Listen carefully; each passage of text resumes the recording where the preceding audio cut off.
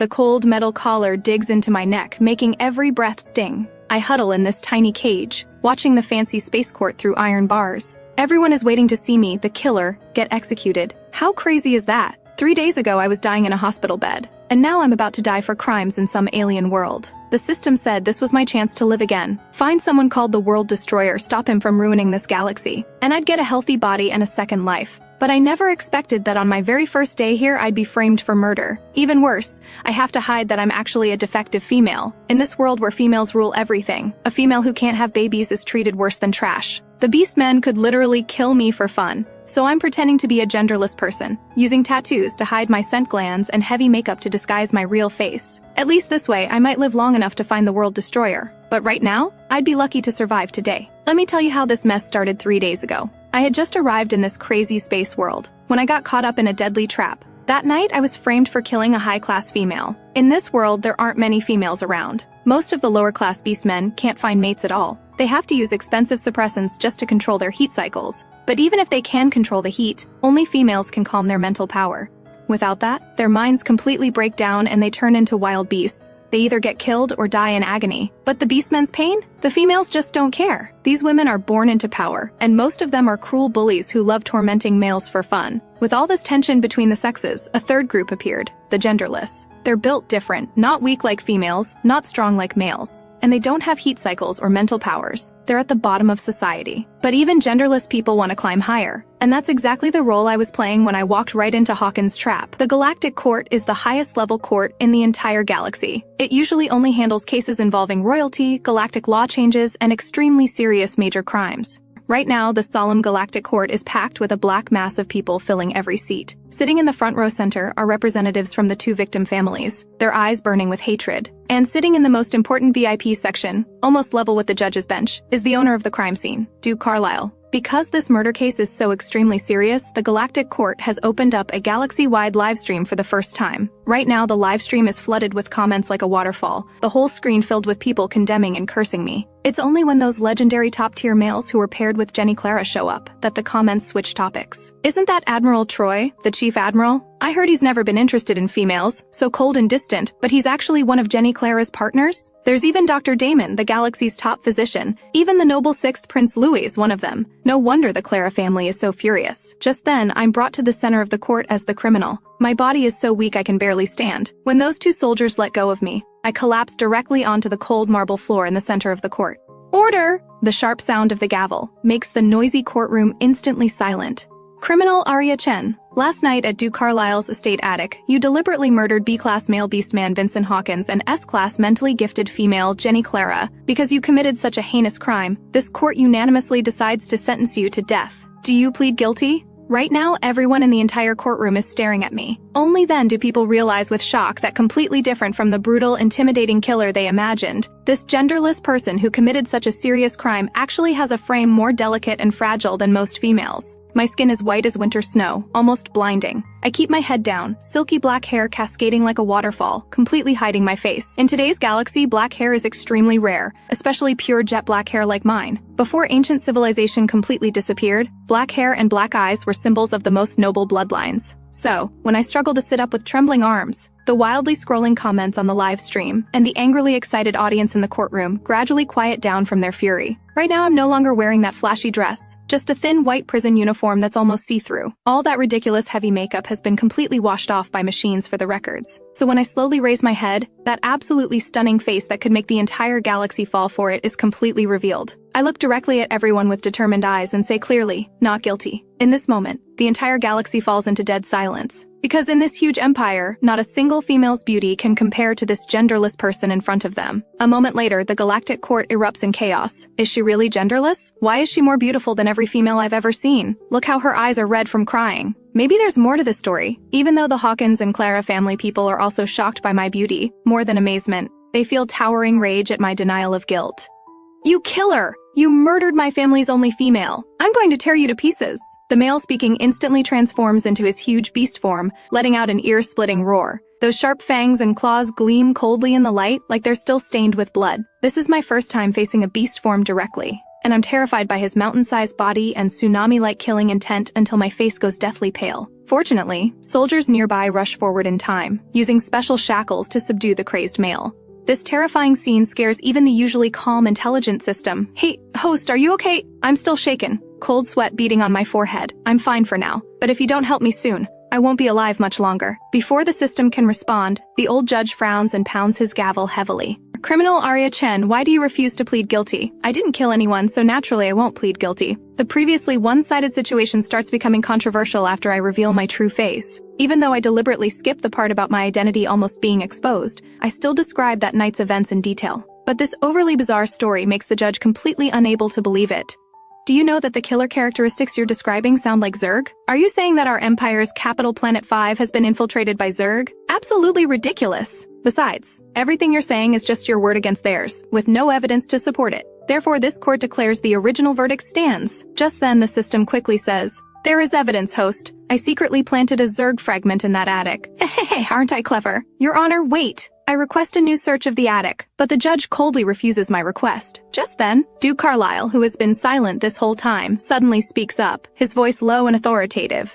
Your Honor, I'm concerned that my estate might not be completely safe yet, so I'd like to have it searched again. Considering Duke Carlisle's noble status, the old judge can only reluctantly declare a temporary recess. Soon, soldiers from the estate send word that they actually did find Zerg body fragments at the scene. When the judge hears this news, his face instantly becomes extremely serious. Zerg appearing on Planet 5 is absolutely no small matter.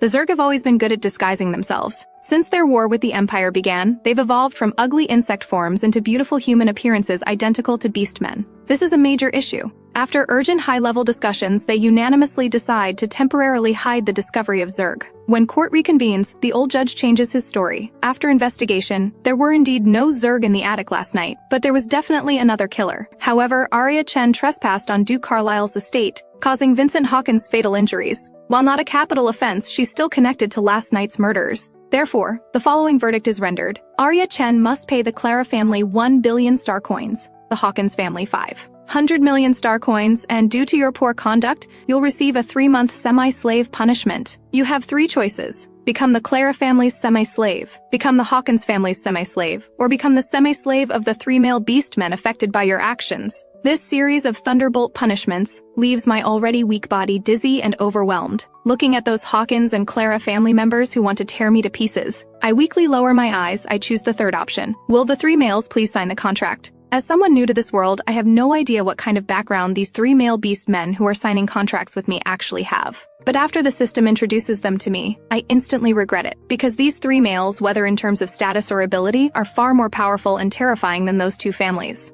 And I'm basically indirectly responsible for the death of their fiancé. Will these 3 let me off easy? Thinking about this, my already exhausted body gets scared by my own terrible luck, my vision goes black, and I faint again. Dr. Damon, who's signing the contract, glances at my unconscious form and clicks his tongue in annoyance. Tisk, I hate complications.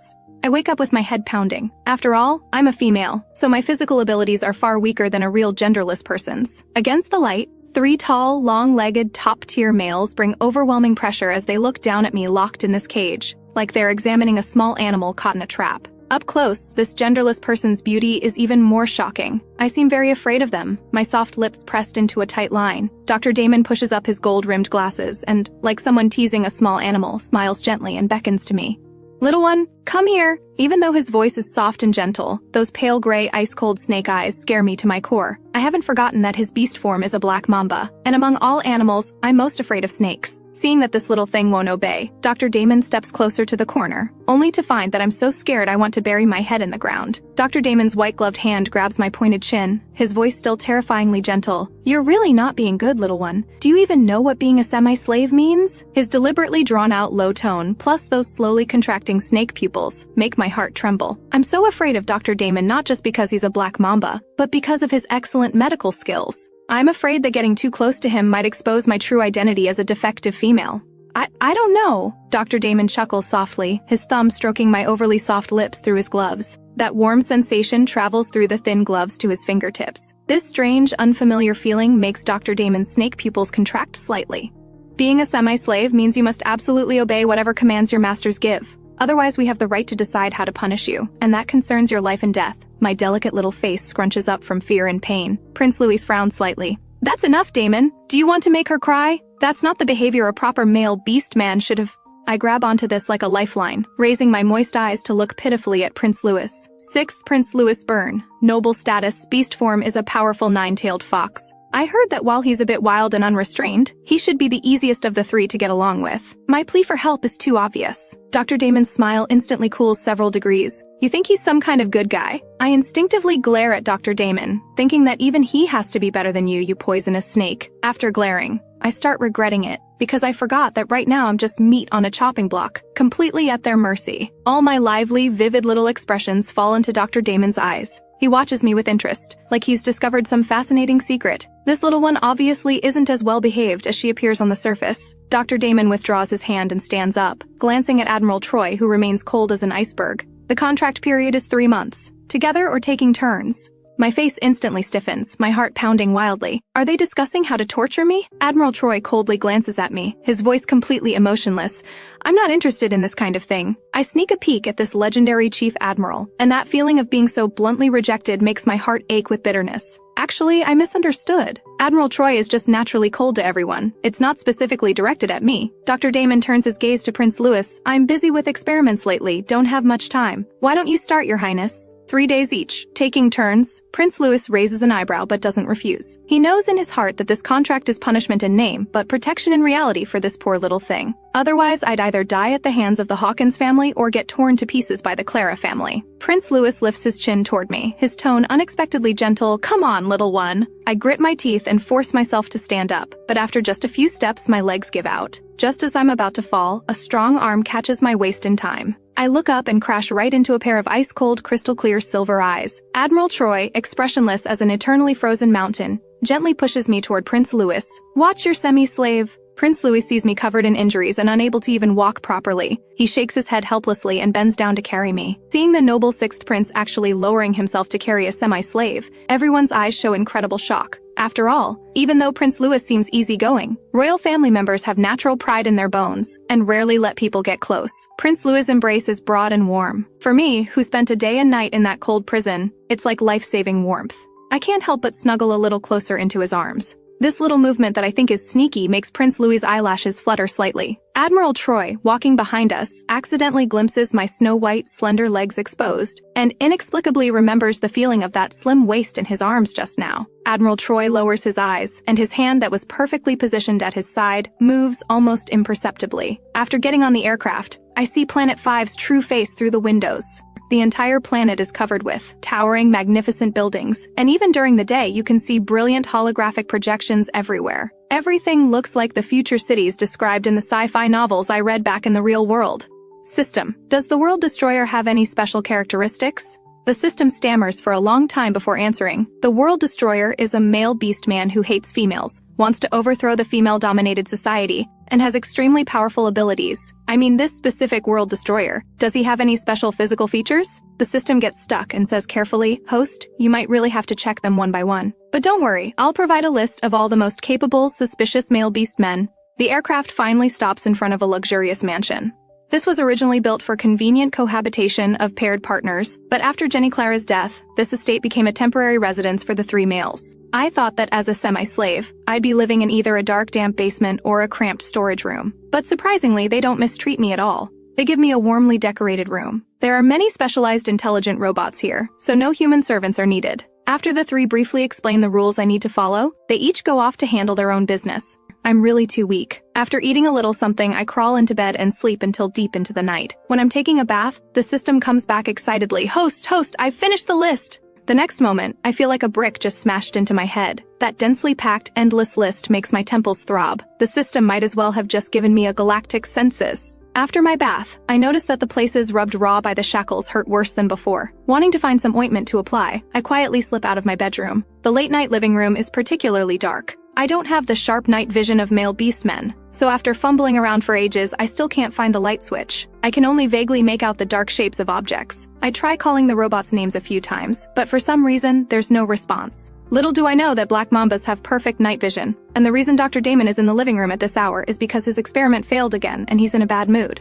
He had just wanted to sit quietly in the living room and think, but when he heard faint sounds, he opened his eyes. And with that one look, Dr. Damon's gaze can never move away again. Even though it's sleepwear designed for petite females, it still looks loose on me, this genderless person. Fresh from my bath, I'm wearing oversized fluffy slippers and a loose wine red silk nightgown, with large areas of snow-white skin exposed to the air.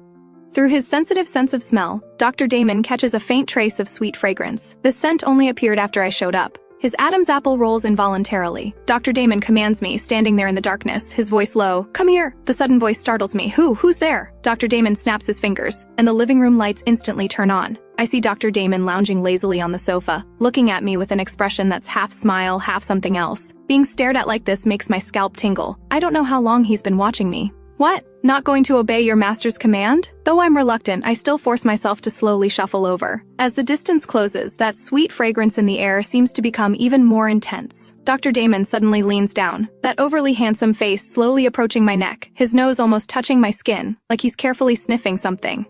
Genderless people don't have pheromones, so why do you smell so sweet? Hearing this, my heart skips a beat and I quickly explain, maybe it's the scent of my body wash. Dr. Damon's smile deepens. No, it's completely different. When his gaze sweeps over my neck, it suddenly pauses.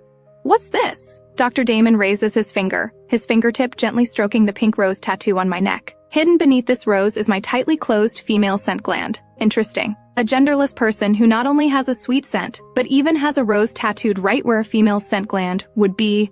Are you so desperate to become a female, or are you deliberately hiding something? His voice carries dangerous implications. You wouldn't happen to be a little female disguised as a genderless person, would you? The next moment, Dr. Damon suddenly lowers his head, and his snake-like cold tongue actually licks the pink rose on my neck. The intense male scent instantly overwhelms all my senses. My pupils contract sharply and my body goes completely limp. This Dr. Damon is a complete pervert. I bite my lip hard, both shocked and furious. In desperation, I grab Dr. Damon's hair tightly, desperately trying to pull him away. Just then, Prince Louis pushes open the living room door and sees exactly this scene. Prince Louis' heartbeat inexplicably skips.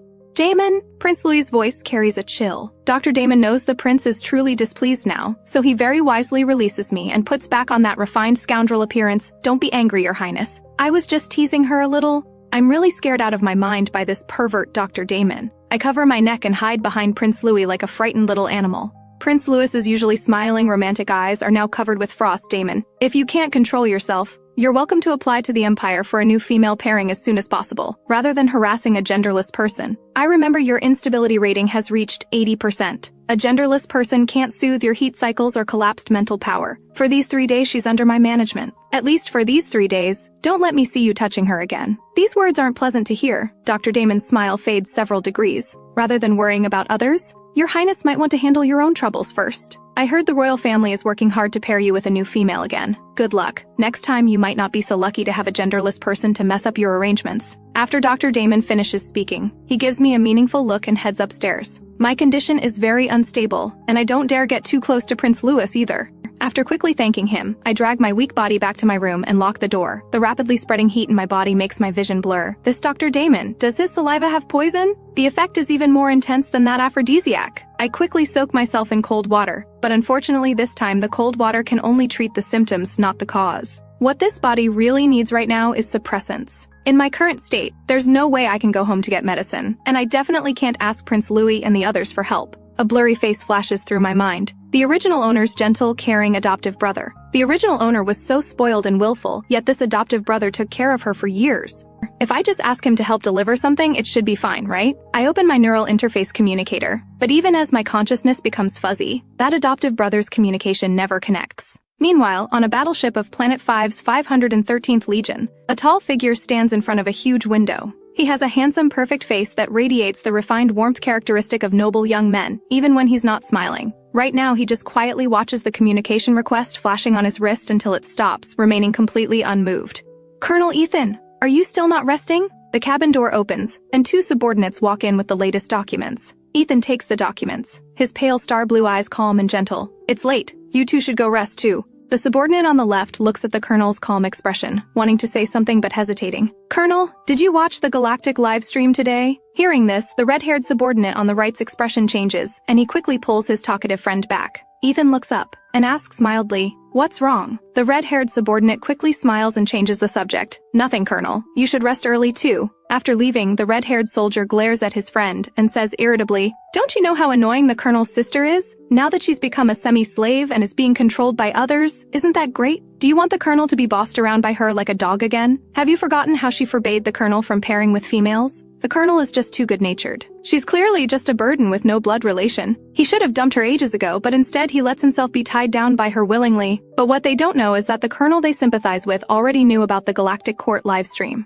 Right now, this man is watching the replay of the Galactic broadcast, his gentle eyes showing no emotion whatsoever, and certainly no loving concern for a sister. He knows very clearly that the girl isn't the real Arya Chen. The next day, I'm woken up by my neural interface's notification sound. Last night I lost consciousness before dawn, and I remember soaking in that tub of cold water until almost morning. Maybe that's why I have a slight fever now and my head feels foggy. On the balcony, Prince Louis, who just finished showering, is casually chatting with a government minister through his neural interface, his wet golden hair still dripping water. The minister is clearly annoyed with the prince's attitude and makes his voice more serious, Your Highness. Whether for the royal family or for yourself, you need to get paired with a female as soon as possible. Prince Louis laughs coldly. You all knew exactly what kind of trash female Jenny Clara was, and you deliberately put me on her pairing list. I doubt you really had my best interests at heart. Your Highness, you misunderstand. Jenny Clara was carefully selected by the royal family, naturally for your benefit. Prince Louis' smile turns mocking. Carefully selected indeed. The fact that she specialized in seducing already married males and tortured several males to death. You conveniently forgot to mention any of that. After these issues are brought up, the minister's face looks ugly, but he still tries to avoid the main point and continues persuading Prince Louis. Just then, I appear. Prince Louis' gaze sweeps over me, his eyes flashing. If you insist on pairing me with a female, that's not impossible. But it has to be a female more beautiful than my little semi-slave? After saying this, Prince Louis cheerfully cuts off the neural interface communication. Little one, come here. I look up and almost get blinded by Prince Louis in the sunlight. In the real world, I rarely even left my room, so where would I have seen such a gorgeous man fresh from his bath? This makes me blush and my heart race uncontrollably. What's wrong? Why is your face so red? Prince Louis's tall, water-steamed body approaches, and though his eyes are smiling, he's extremely intimidating. I try to back away, but he grabs my wrist. Why are you running? I'm not going to eat you. Don't touch me. Be good, don't move. The Female Protection Agency sent something over. You have to wear it before you can go out. I'm not paying attention to what Prince Louis is saying at all. I just know my little brain is about to start smoking. When I snap back to reality, I realize there's a collar around my neck. What is this? A collar from the Female Protection Agency. After putting it on, you absolutely cannot get close to any females. Remember that, okay? I touch this dog collar-like thing around my neck, my little face scrunching up like a bun. I'm not a dog. Why should I have to wear this humiliating thing? My skin is extremely pale, and the black collar locked around my slender neck makes me look like a beautiful pet with a private brand. Prince Louis's Adam's apple rolls involuntarily. This genderless person in front of him is actually more delicate and charming than any female he's ever seen. I'm in a really bad mood and turn my head away from Prince Louis, storming off angrily. I'm not really mad at Prince Louis. I'm mad at the Female Protection Agency people. On the way to the original owner's house. Since I'm completely broke, I can only take the cheapest maglev train. Almost the moment I get on the train, everyone's eyes focus on me. I clench my little hands tightly and hang my head in shame. Those strange looks make me want to find a hole to crawl into. When the train reaches my stop, I can't remove this damn collar, so I can only rush home as fast as possible. But after searching everywhere, I only find one suppressant, and I can't find a single scent blocker. The most important thing. The original owner's family was already poor, and with the added expense of hiding her defective female identity, the costly medication fees made things even worse. I suddenly understand why the original owner was willing to take such huge risks to seduce Duke Carlisle. Poor people who want to change their lives can only take big gambles. Thinking about how I still owe 15 billion star coins in massive debt and urgently need to buy medication, while my wallet is cleaner than my face, my vision goes black. System, are there any quick ways to make money in this world? The system answers without hesitation, find a sugar daddy. And host, you absolutely have to target Duke Carlisle as your sponsor. This isn't just to maintain the original owner's character, but because Duke Carlisle is also on the list, so you need to get close to him. I rub my forehead helplessly. Before going to the military academy, I use up my last suppressant. After all, there are too many high-level male beastmen at the military academy, and they're all hot-blooded fighters. I have to make sure I won't be affected. As the capital planet, Planet 5's Imperial Military Academy is also luxuriously massive. I deliberately choose a quiet path, not wanting to attract more attention because of my collar. But the military academy is really too big, and I successfully get lost. However, in an abandoned mecha warehouse, I hear the sound of heavy objects falling. Then several mocking laughs ring out. Weren't you acting all tough and fierce just now? How come you're mute now? I heard you went bankrupt, and the wife master you got paired with thinks you're too low class and doesn't want you at all. How did it feel getting dumped on the street during your heat cycle? The gray-haired male being pinned down is covered in cuts and bruises, looking completely disheveled. But when he raises his head, that dust-covered pale face doesn't diminish his beauty at all.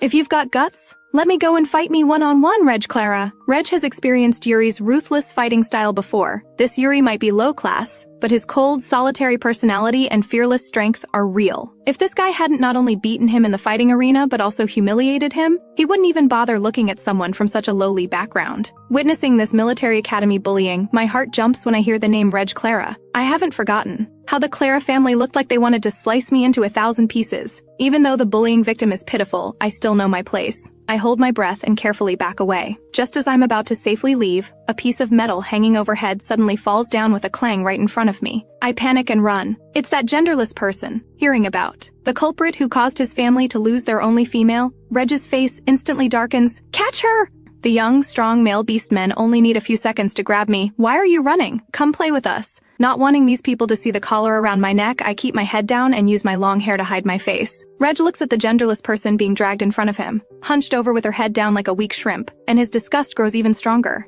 The Imperial Military Academy isn't without genderless people, but none of them are as thin and cowardly as me. She's not even a female, so why put on this weak act? It's annoying just to look at. Reg looks at Yuri, who's still being defiant and refuses to give in. His eyes narrow dangerously as a vicious idea forms in his mind. He lifts his chin, signaling for the others to push me into a corner, his smile particularly malicious. Doesn't your wife master not want you? Seeing how painful your heat cycle was, I'll be generous and help you out today. What are you idiots standing around for? Isn't he in heat? Let him get up close and personal. Hearing this, Yuri struggles violently, his fist almost hitting Reg in the face. In the end, Yuri is still forcibly held down by several people and pushed in front of me. My chest feels heavy, and I can barely breathe. The originally fierce Yuri's pupils contract sharply the moment he touches me, and his tense body stiffens completely. This genderless person in front of him actually looks even more fragile than his so-called wife master. I seem to really reject his closeness, desperately turning my little head away, night black hair hiding my face, the exposed skin frighteningly pale. Reg watches Yuri suddenly freeze and frowns impatiently. Why isn't this little bastard moving? Can't you guys hold down that genderless person?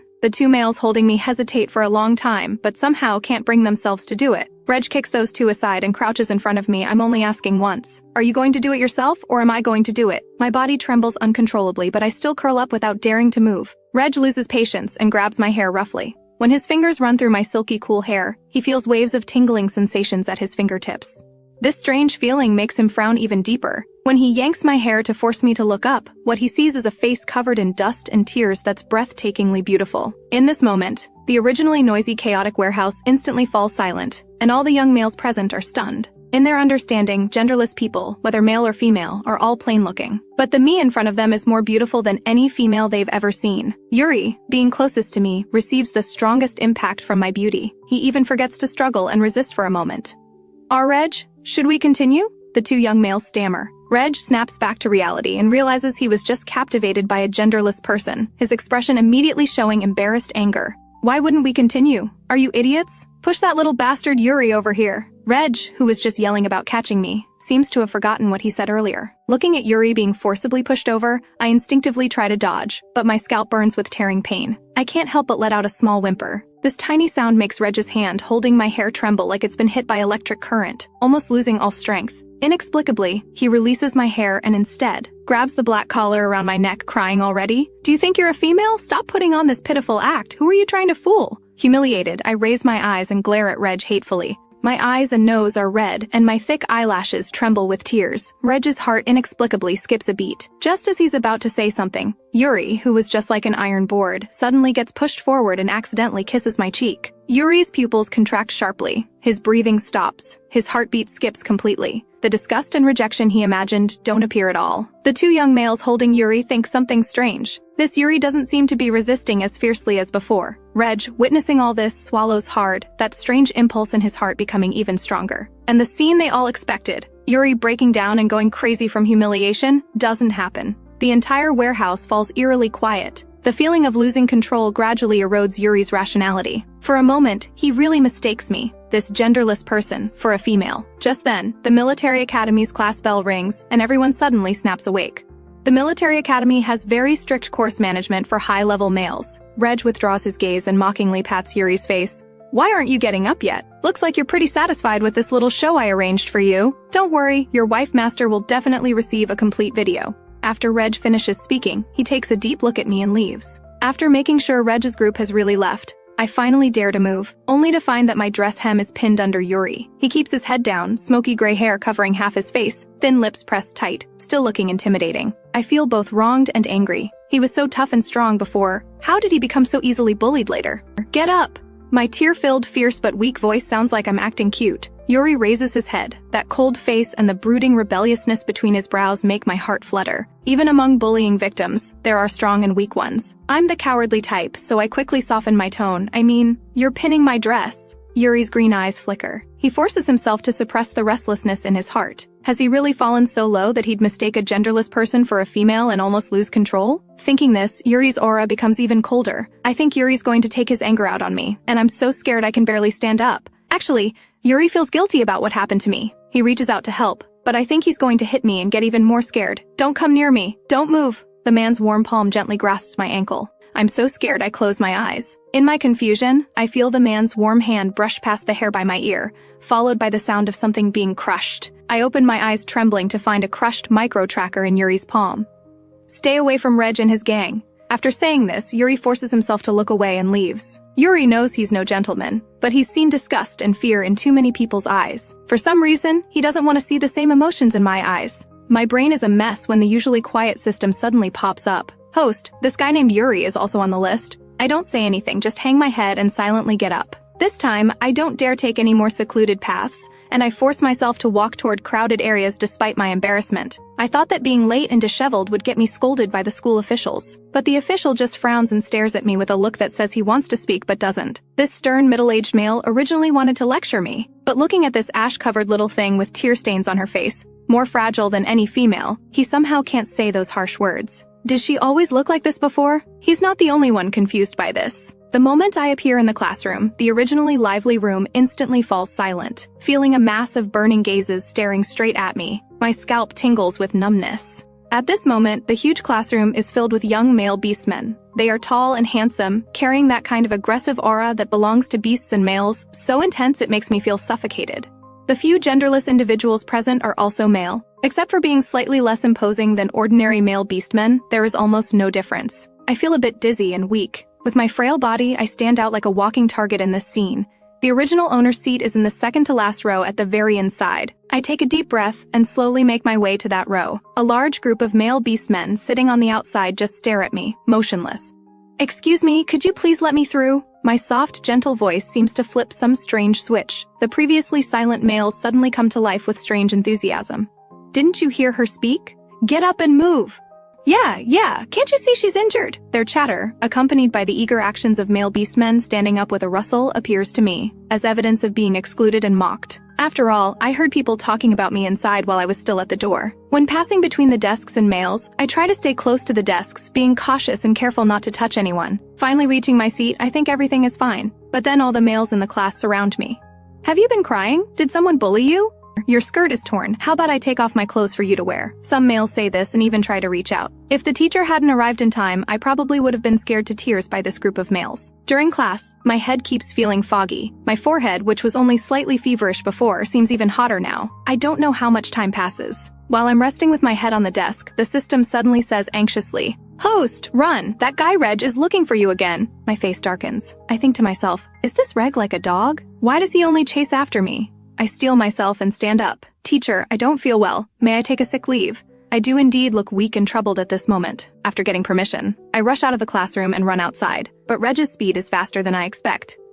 Knowing I'm looking for you, you dare to run? Reg roughly presses me against the door of the storage room. With his wine-red hair, cold and handsome appearance, and violent, unruly personality, Reg is like a vicious wild beast baring its teeth. Around him stand his group of followers. What do you want? This question actually stumps Reg. After the tracking device on me was violently damaged, he has been holding back anger, making him absent-minded even during class. As for what he wants to do, before the warehouse incident, he only wanted to kill me, this genderless individual who caused his family to lose their only female. Even if he doesn't kill me, he wants to beat me severely and make me cry and kneel begging for mercy. But now, if he really wants to hit me, facing my frail small body and that excessively beautiful face, he really can't bring himself to do it. But letting me off lightly is also impossible. While Reg is thinking, he smells a special and rich sweet fragrance. His pupils contract. He lowers his head close to my neck, like a dangerous large dog, constantly sniffing.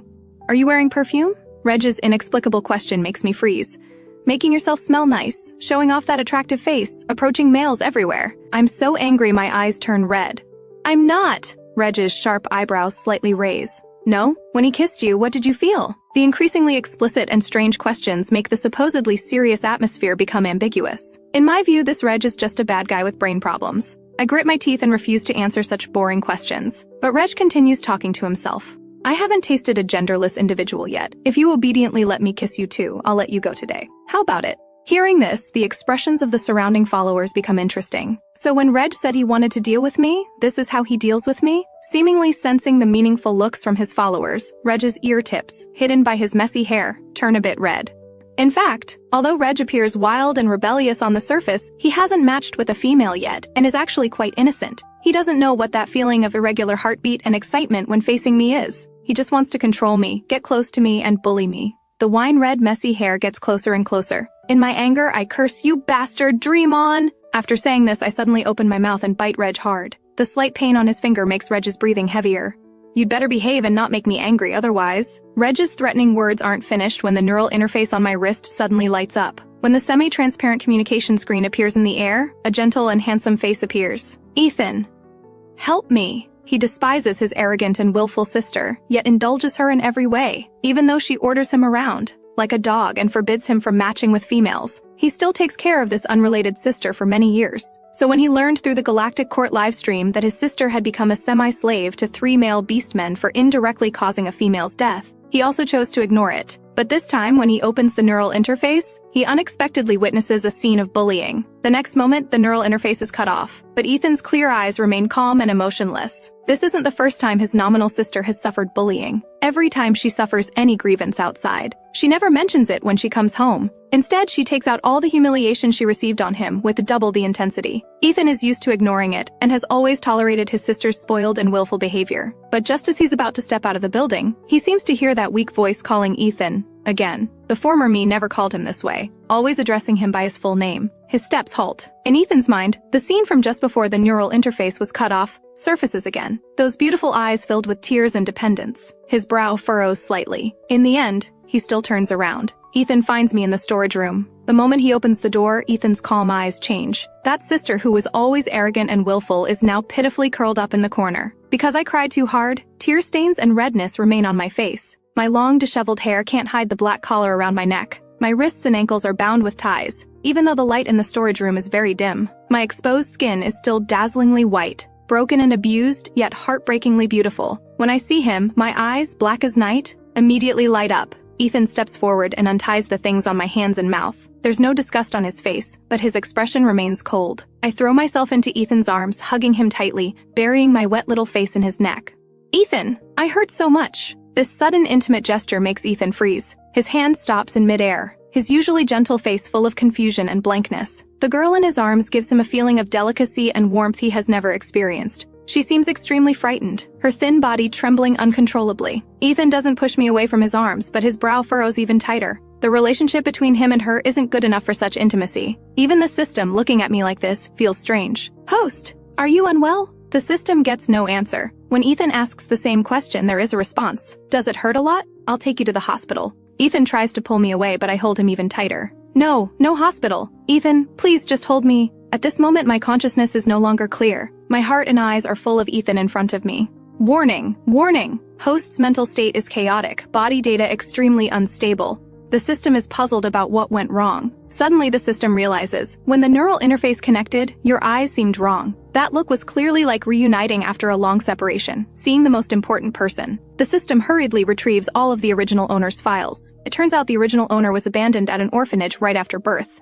At age 6, she was adopted by a kind couple, and also had a gentle adoptive brother. But after the adoptive parents died one after another, even her beloved adoptive brother died in an accident, dealing a huge blow to her who was already ill for a long time. And the original owner's adoptive brother, except for having black hair and eyes, looks exactly like Ethan. The emotions in Ethan's eyes are unclear. The person in his arms is incredibly light. Her small, pale hands grip his clothes tightly, and because of the excessive force, her knuckles are somewhat white. Ethan, don't leave me alone in the hospital. Don't abandon me. Ethan, who originally planned to take me to the hospital, stops for a long time, and finally changes his mind when he carries me onto the aircraft heading to the military base. The adjutant is obviously surprised. Colonel Ethan, are you taking her to the military base? Seeing Ethan nod, the adjutant becomes nervous. Colonel, outsiders are not allowed to enter the military base without authorization. Ethan looks at me, who has fallen unconscious, and remains silent for a moment. She's not an outsider. The news that Colonel Ethan brought his sister into the military base spreads quickly. For a while, the male beastmen in the military base all want to teach this Arya Chen a lesson. At night, the impulsive Ryan heads toward Colonel Ethan's restroom. Matthew grabs his impulsive friend. Ryan, what are you doing? I'm just angry. I thought she would calm down after becoming a semi-slave, but now she's actually pestering her way into the military base. I must give her a lesson. Matthew's eyelid twitches. Are you crazy? Matthew, if you're scared, just stay here. With that, Ryan pushes open the door. The bed is empty, so she must be in the medical pod. Ryan raises his hand to press the pod door switch. Matthew, who rushes over, lowers his voice to stop him, just as a group of male beastmen who just finished training also poke their heads in. Looking at his teammates crowding noisily into the restroom, Matthew is at his wit's end. What are you all doing here? Get out! In the chaos, someone touches the medical pod switch. The pod door opens with a click. When they see the person lying inside, the previously noisy crowd immediately falls silent. A girl in a simple white dress lies with her eyes gently closed, her silky black hair spread out, breathtakingly beautiful. The girl slowly opens her eyes and everyone even forgets to breathe. But my feeling isn't so pleasant. Just waking up from unconsciousness, I open my eyes to see a group of strange males with bulging muscles surrounding me. I open my mouth to call for help, just as Ryan, who is closest to me, gets hot-headed and covers my mouth with his hand. I can only make panicked whimpering sounds. The unfamiliar soft feeling under his palm makes Ryan's whole body tingle. Answer me honestly. I nod repeatedly in fright. This response makes everyone's expressions complicated. They only knew that Colonel Ethan's sister was annoying, but they didn't know she was actually this beautiful. So beautiful that they don't have the heart to blame her. All the harsh words Ryan had prepared get stuck in his throat. Ryan puts on a stern face, pretending to be fierce. I'm warning you. Don't think I won't dare do anything to you just because you're Colonel Ethan's sister. If you dare bully Colonel Ethan again, I'll... At this moment, a familiar voice suddenly comes from the doorway. What are you doing? Everyone turns around and sees Ethan with a cold expression. Ryan guiltily withdraws his hand quickly. Ethan's sharp gaze sweeps over everyone. He doesn't get angry but walks toward the medical pod. But everyone can see that Colonel Ethan is furious, seeing the newcomer. All my unease disappears instantly. My pretty little face even shows a gentle smile. Ethan! I act coquettishly, habitually throwing myself into Ethan's arms. Ethan doesn't respond to my excessive enthusiasm, only asking gently, did they touch you? Thinking that these guys were trying to protect Ethan when they confronted me, I press my lips together and shake my little head. They were just visiting me. Is that so? Ethan's eyes darken slightly. His long, pale fingers hold a handkerchief and wipe my lips and chin that Ryan had reddened. After doing this, Ethan turns to look at Ryan, his tone calm. Go receive your punishment yourselves. Ryan steals a glance at me. Was it a misunderstanding? She seems different from the rumors. At this time in the restroom, I sit barefoot on the edge of the bed, looking tenderly at Ethan, who is kneeling in front of me, applying medicine to my injuries. In terms of appearance, Ethan is in no way inferior to Dr. Damon and the others. Although all three are strong and excellent males, Ethan's temperament is gentle and refined, handsome and elegant, making him easier to gain others' favor. When the cool ointment spreads on the bruise on my knee, I wince with reddened eyes and take a light breath. Sorry for hurting you. Ethan looks up. The girl who was frowning just moments ago immediately relaxes her brow, smiling and shaking her head at him. It doesn't hurt at all. This version of me is undoubtedly bright and lively. Someone as perceptive as Ethan naturally notices my change, but Ethan dislikes this feeling of being attracted by someone he supposedly despises. The hand applying the ointment uses a bit more force. Even though I'm in so much pain that my eyes turn red, I still bite my lip hard and don't make any sound. When Ethan finishes applying the medicine and stands up, he realizes that even though I was in pain enough to cry, I didn't make a sound. The girl's pitiful appearance actually makes him seem quite cruel. Ethan frowns, feeling somewhat stuffy in his chest. Why didn't you say anything if it hurt? Still with tears hanging on my eyelashes, but without any complaint. It doesn't hurt, Ethan. I'm just too delicate. Thank you for applying medicine for me. This version of me is so well behaved it's almost too much. Ethan looks down at me, this nominal sister of his, from his height. As if possessed, he raises his hand to brush away the tears on my face. The intimate gesture makes my thoughts become hazy. Ethan, I miss you so much. After saying this, I suddenly lift my head close to the man's face, my red lips landing on his cheek without warning. Ethan freezes in place. He even forgets to push away this person he has always disliked. But at this moment, the restroom door is pushed open. The newcomer's teasing voice seems to carry some displeasure. Even wearing a collar, you still haven't learned to behave. Hearing this, my brow jumps, but I see an unexpected person. Ethan ignores Dr. Damon's meaningful look, straightening up calmly and looking at his suddenly visiting friend. How did you come? Dr. Damon's thin lips curve slightly, glancing at me.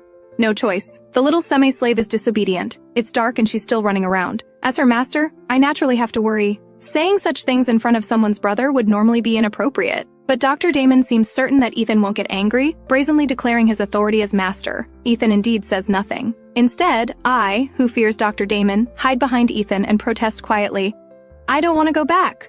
Little one, that's not up to you. Dr. Damon narrows his eyes, wanting to take me away directly. But Ethan suddenly steps forward half a step, blocking in front. His friend's unusual behavior makes Dr. Damon raise an eyebrow. This is interesting. Some things aren't suitable to say in front of Arya. Dr. Damon gestures toward Ethan and walks out. Stay here obediently. I'm going out for a moment, Ethan tells me and follows him out. Dr. Damon, standing by the corridor window, looks at his suddenly changed friend with a half smile. What, have you worn the mask so long you can't take it off? Ethan's expression is cold. I don't know what you're talking about. Stop pretending. I know exactly how much you hate your nominal sister. You never cared about her this much before. Thinking of the kissing scene just now, the smile on Dr. Damon's lips fades. What, have you fallen for her? He denies coldly, you're overthinking. If you don't like her, how could you tolerate her touching you like that without fighting back? Don't forget, such intimate gestures are usually only allowed for matched female wife masters. But your nominal sister seems to forbid you from matching with a wife master. She's just a genderless individual. No matter how much you like her, she can't help you. I said I don't like her. Ethan interrupts Dr. Damon's speculation without hesitation. Then he looks at Dr. Damon inquiringly. You seem quite interested in her. Dr. Damon looks gentle and always smiling, but he's actually cruel and cold in nature, only interested in medicine and nothing else. How could such a person personally chase after a semi-slave late at night? Dr. Damon looks completely indifferent. I'm not interested in her. Compared to this kind of genderless individual with disgusting females, I'm more interested in my experiments. Seeing his friend's nonchalant attitude, Ethan becomes serious. Your instability rating has reached 80%. If you don't match with a female soon and get mental power comfort from a female, you'll lose control. But Dr. Damon doesn't care. He's the top physician himself, with the most effective suppressants. He can even strictly control his heat cycles and has never lost control once. As long as my experiment succeeds, those disgusting females will never control me again. Damon, what you need isn't suppressants, but a female with top-level mental power. Dr. Damon says nothing. He pushes his glasses, the reflected cold light hiding the churning shadows in his eyes. Meanwhile, in the room, I look at the overwhelming debt collection messages from the Female Protection Agency on my neural interface, completely stunned. The Female Protection Agency even sternly warns me that if payment is overdue, not only will the house be confiscated, but there will also be imprisonment. Among the many messages, one stands out most. It's from the bad guy who led the bullying against me during the day, Reg Clara. As long as you agree to what I said during the day, one time worth 100,000 star credits. It seems these debt collection messages were deliberately arranged by this guy, Red. Even the system is dumbfounded. 100,000 star credits really isn't a small amount. After all, in this world, even those capable genderless individuals earn at most 50,000 star credits per month. However, I angrily reply get lost to Reg and directly block his neural interface number. At this time, Ethan and Dr. Damon also return. I thought I could escape the fate of going back. But this time, Ethan doesn't stop Dr. Damon and silently looks away. Dr. Damon's long fingers hook onto the collar around my neck, smiling particularly charmingly.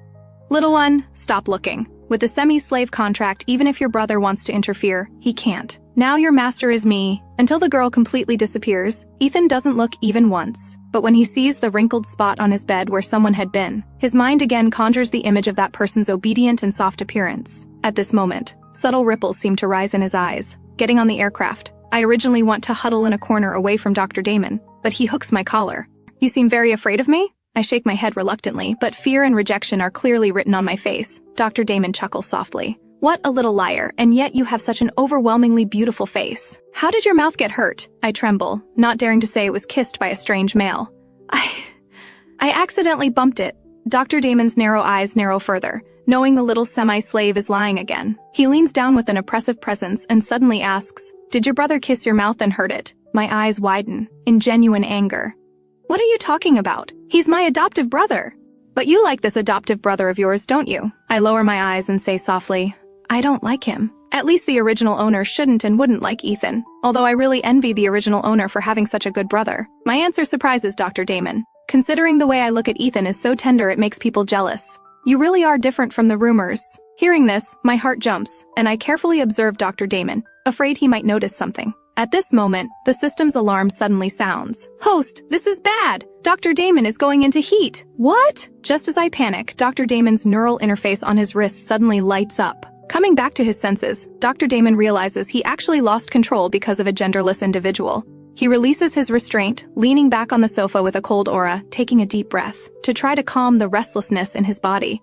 But even though I retreat to the corner, my scent still lingers faintly around Dr. Damon. Dr. Damon has to inject suppressants into his neck, although forcibly suppressed by the suppressants. Once a male beastman's instinct tears open a gap, even if it's blocked, the next outbreak will be even more intense. Dr. Damon looks at me with very complex emotions. Is his instability rating too high? Otherwise, why would he easily lose control because of a genderless individual? Throughout the journey, Dr. Damon doesn't speak again. He's really not in a good mood. Someone as proud as him absolutely doesn't want to submit to any female. When the aircraft stops, I realize Dr. Damon has brought me to attend a palace banquet, compared to the females dressed up and radiant. I look at my overly simple attire and feel the gazes from around, somewhat uncomfortable. What I don't know is that those people look at me because of my beauty that surpasses even females. Dr. Damon's eyes turn cold as he reaches out to embrace me, pulling me into his arms. Dr. Damon's undisguised possessive gesture makes those males' gazes restrained somewhat. I'm very uncomfortable with Dr. Damon's closeness, but here I only know Dr. Damon, so I don't struggle. Dr. Damon, why did you bring me here? Dr. Damon's fingers brush past casually, answering offhandedly to slap some faces. The moment I appear at the banquet, the female who was just acting high and mighty toward Prince Louis suddenly changes expression. After all, this genderless individual without makeup is so refreshingly beautiful that, looking at the entire banquet, she actually outshines all the females. Minister Sinclair, what is the meaning of this? Emily grips her wine glass tightly, her face full of displeasure. Minister Sinclair, the civil official responsible for hosting the banquet, obviously didn't expect Dr. Damon to bring someone to disrupt things. Since Prince Louis, Dr. Damon, and Admiral Troy's matched female wife masters died, Sinclair has been ordered to constantly seek new females for the three. This Emily is not only of noble birth and outstanding appearance, but her mental power is also S-class. However, she's even more arrogant and domineering than the previous Jenny Clara. Sinclair carefully placates her. It's not, but Prince Louis laughs mockingly. Miss Emily, why be angry? I just wanted you to meet my little semi-slave. After all, I really can't accept that my future wife master looks inferior to a genderless individual. What do you think, Miss Emily? Emily has never been humiliated like this before, but Prince Louis is royalty after all, and she currently can't touch him. But this lowly, genderless individual, she has no reservations about her. Emily raises her wine glass, about to splash it on my face, but Prince Louis grabs her wrist. Miss Emily, your hand seems unsteady. Prince Louis uses considerable force, making Emily's expression twist in pain. He, who was always smiling, now has no smile on his face. The powerful aura of a superior makes Emily feel intimidated. But Emily is still angry. It's just a lowly, genderless individual. Does the sixth prince need to protect her like this? Prince Louis's voice is cold. She's mine, so naturally I protect her. Miss Emily isn't my wife master yet, so you have no right to interfere so much. Prince Louis releases her hand without mercy. Emily staggers and almost loses her footing. No matter how slow I am, I sense something's wrong. Dr. Damon's face slapping seems to be slapping this female's face. Host, I just detected that Duke Carlisle is here too. This is a golden opportunity. Quickly find an excuse to slip away. I happen to not want to get involved in this matter either, so I excuse myself to go to the restroom and temporarily escape. After getting rid of Emily, Prince Louis is in quite a good mood. Looking at the gloomy Dr. Damon, he asks, "Why didn't you answer my communication earlier?" Dr. Damon naturally can't tell the truth, since what happened earlier wasn't glorious. Rather than asking about this, you should go check on your lying little semi-slave. When the two find me, I'm standing dazed on the balcony, looking at something. The air still carries nauseating pheromones and a strong bloody smell. On the opposite balcony, a male beastman covered in wounds kneels humbly on the ground, begging for comfort from his female wife master. The female wife master holds a whip in her hand that's still dripping blood. Having never seen such a scene before, I only feel nauseous. Prince Louis notices my expression. Looking so pale. Is this your first time seeing such a scene? I nod. Prince Louis says self-mockingly, you get used to it after seeing it often. No matter how powerful male beastmen are, once they match with females and honor them as wife masters, they'll endure this for life. If they're lucky, they might get a bit of their wife master's favor and won't lose their lives. If unlucky, being tortured to death isn't impossible. I hear the sadness and mockery in Prince Louis's words and instinctively say, Maybe not all females are like this. Hearing this, Dr. Damon, who had been silent, laughs coldly. Power makes people lose themselves, especially groups like females who are born with thoughts of nobility and superiority. If that so-called wife master is a female they love, males might willingly kneel and submit. But the reality is that love between females and males has always been scarce. What you saw today is the norm. Seeing me looking pale, Dr. Damon sheds his previous coldness and puts on that gentle, scholarly smile again. Don't be afraid. You're lucky. You're a genderless individual. You won't be trampled and controlled like male beast men, nor will you cruelly control and trample others like females, right? Dr. Damon's drawn-out tone makes me extremely nervous. After all, I'm not really a genderless individual, and Dr. Damon and Prince Louis's words and actions tonight give me a strong sense of discord. System, don't you think their attitude is strange? What do you mean, host? No matter what, I'm indirectly responsible for them losing their future wife master, but they're not sad or angry, and they haven't even retaliated against me. Moreover, when they mention females, they seem to have a kind of disgust and rejection. I'm not sure if these two are the legendary world destroyers, but I definitely feel their hostility toward females. Thinking of my identity as a defective female, I say with a pale face, I want to go to the restroom. Dr. Damon can see I'm genuinely uncomfortable and agrees. How's your experiment progressing, Damon? No progress. I need healthy, living test subjects. Hearing this, Prince Louis frowns slightly. Dr. Damon ignores Prince Louis's silence, only meaningfully reminding him that Emily is even more difficult than Jenny Clara. Neither Sinclair nor he will let this go easily. Meanwhile, I stay in the restroom for quite a while before slowly calming down. The suppressants are being consumed too quickly. It seems that whether for paying debts or buying suppressants, I must quickly get money. Host! I found Duke Carlisle. While Dr. Damon and the others aren't here, quickly go charm him. Following the system's directions, I indeed find Duke Carlisle. He's exactly the same as when I first saw him, still impeccably dressed, tall and handsome. Even just sitting casually on the sofa, the pressure of a superior can't be ignored. The men and women surrounding him are all respectful and fawning. Standing in the corner, I nervously clutch my pale fingers. System, I don't know how. Having never been in love, aside from one adoptive brother, I've hardly interacted with the opposite sex, so I have no idea how to seduce someone. Moreover, this person is a male noble with top-tier status and wealth. Don't worry, just go over and say nice things. You'll definitely succeed. I look confused. Is it really that simple? The system pats its chest confidently. Trust me, I won't lie to you. The system has guided many hosts, and in terms of appearance, you're definitely the most beautiful. I gather my courage and walk toward Duke Carlisle's direction. What I don't know is that the moment I move, Duke Carlisle, who I've been secretly watching, trembles his long lashes, and his beautifully lined thin lips curve into a mysterious arc. Your Grace, Duke Carlisle, my clear yet soft voice, makes everyone present freeze. When they turn and see me, their eyes are filled with undisguised amazement. Although many people saw me during the Galactic Court livestream, the shocking impact of that heart-stopping beauty in person is too strong. Isn't she supposed to be the semi-slave of the Sixth Prince and the others? How can she appear here alone? The burning and sharp gazes from the surrounding male beastmen make my face flush, and I almost want to flee. Duke Carlisle looks deeply at me, this striking little one, and nods slightly, acknowledging my polite address. I nervously step forward a few steps, bow to him, and say respectfully yet anxiously, Duke Carlisle, last time at the manor when I was drowning, you saved me. I've always wanted to thank you in person. When I speak, I steal glances at Duke Carlisle. Because of shyness, my little face turns completely red. Duke Carlisle sips his red wine with a half-smile. So I open my mouth, feeling so embarrassed in front of everyone that my head feels like it's about to smoke. Duke Carlisle's blue eyes flash with amusement as he appreciates my embarrassed, innocent appearance. She had been hiding in the shadows watching me for so long before finally daring to approach. Her limited courage is probably used up now. Host, speak up. Don't think of him as a male. Just think of him as a pile of gold. I press my lips together and look directly at Duke Carlisle, gathering courage. Duke Carlisle, I want to be your... Just then, Prince Louis covers my mouth from behind, his lips against my ear, saying, You can't even think about it! Being completely restrained, plus the breath entering my ear, makes me freeze completely. Prince Louis smiles charmingly and clicks his tongue. Such a well-behaved little one. How does she always worry her master? Dr. Damon calmly delivers the finishing blow. I told you she's dishonest, but you didn't believe me. Prince Louis narrows his eyes and leans closer. Your little brain is getting clever, isn't it? Do you still remember who your master is? I'm so scared my heart pounds. My dark eyes turn as I look obediently at Prince Louis. Since you know I'm your master, will you listen to what your master says? I nod quickly. Seeing this, Prince Louis smiles particularly charmingly. Remember, from now on you're not allowed to seduce others or run around everywhere. Got it? I continue nodding. Prince Louis releases his hand and looks at Duke Carlisle. Sorry, the little semi-slave is disobedient and disturbed Duke Carlisle. But Prince Louis's eyes show no apology whatsoever. Instead, they carry obvious provocation. Duke Carlisle naturally understands Prince Louis's territorial declaration. As males, the competition and possession for desired prey is instinctual. Putting down his wine glass, Duke Carlisle's expression remains calm. The sixth prince is too kind. She didn't disturb me. Duke Carlisle naturally wouldn't argue with a little semi-slave. Prince Louis hasn't forgotten that the usually cold Duke Carlisle requested a research of his own manner for me at the Galactic Court. Prince Louis has no interest in watching a mutual attraction unfold. His person, no one else can touch. It's getting late. I should take my little semi-slave home. Duke Carlisle, please enjoy yourself. After Prince Louis finishes speaking, he and Dr. Damon take me away, before leaving. I keep turning back to look at Duke Carlisle with a reluctant expression.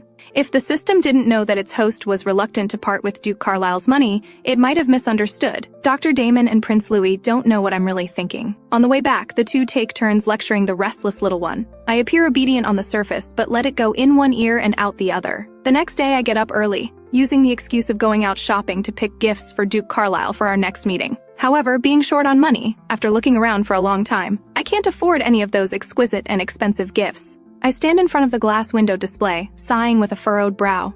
Miss, don't you like anything? How about I recommend something for you? I shake my head embarrassedly. Thank you, it's not that I don't like them, I just don't have enough money. It's okay, I can give you a discount. Just as the male clerk finishes speaking, noisy sounds suddenly come from outside the store, and the crowd gathering around even lets out exclamations. You ungrateful lowly bastard, who gave you the courage to touch others. A whip stained with crimson blood whips through the air, making sharp whistling sounds. The sound of flesh tearing makes my heart jump violently even from across the crowd. I push through the crowd but see an unexpected person. The familiar gray hair and cold profile, it's Yuri, who was previously pressed down by Reg's group and kissed me. Yuri, who never bent his spine even in front of Reg and his gang, now lies weakly and painfully on the ground, his breathing broken and labored. I can't see Yuri's face clearly, but his pale skin color and the terrifying wounds all over his body are particularly shocking.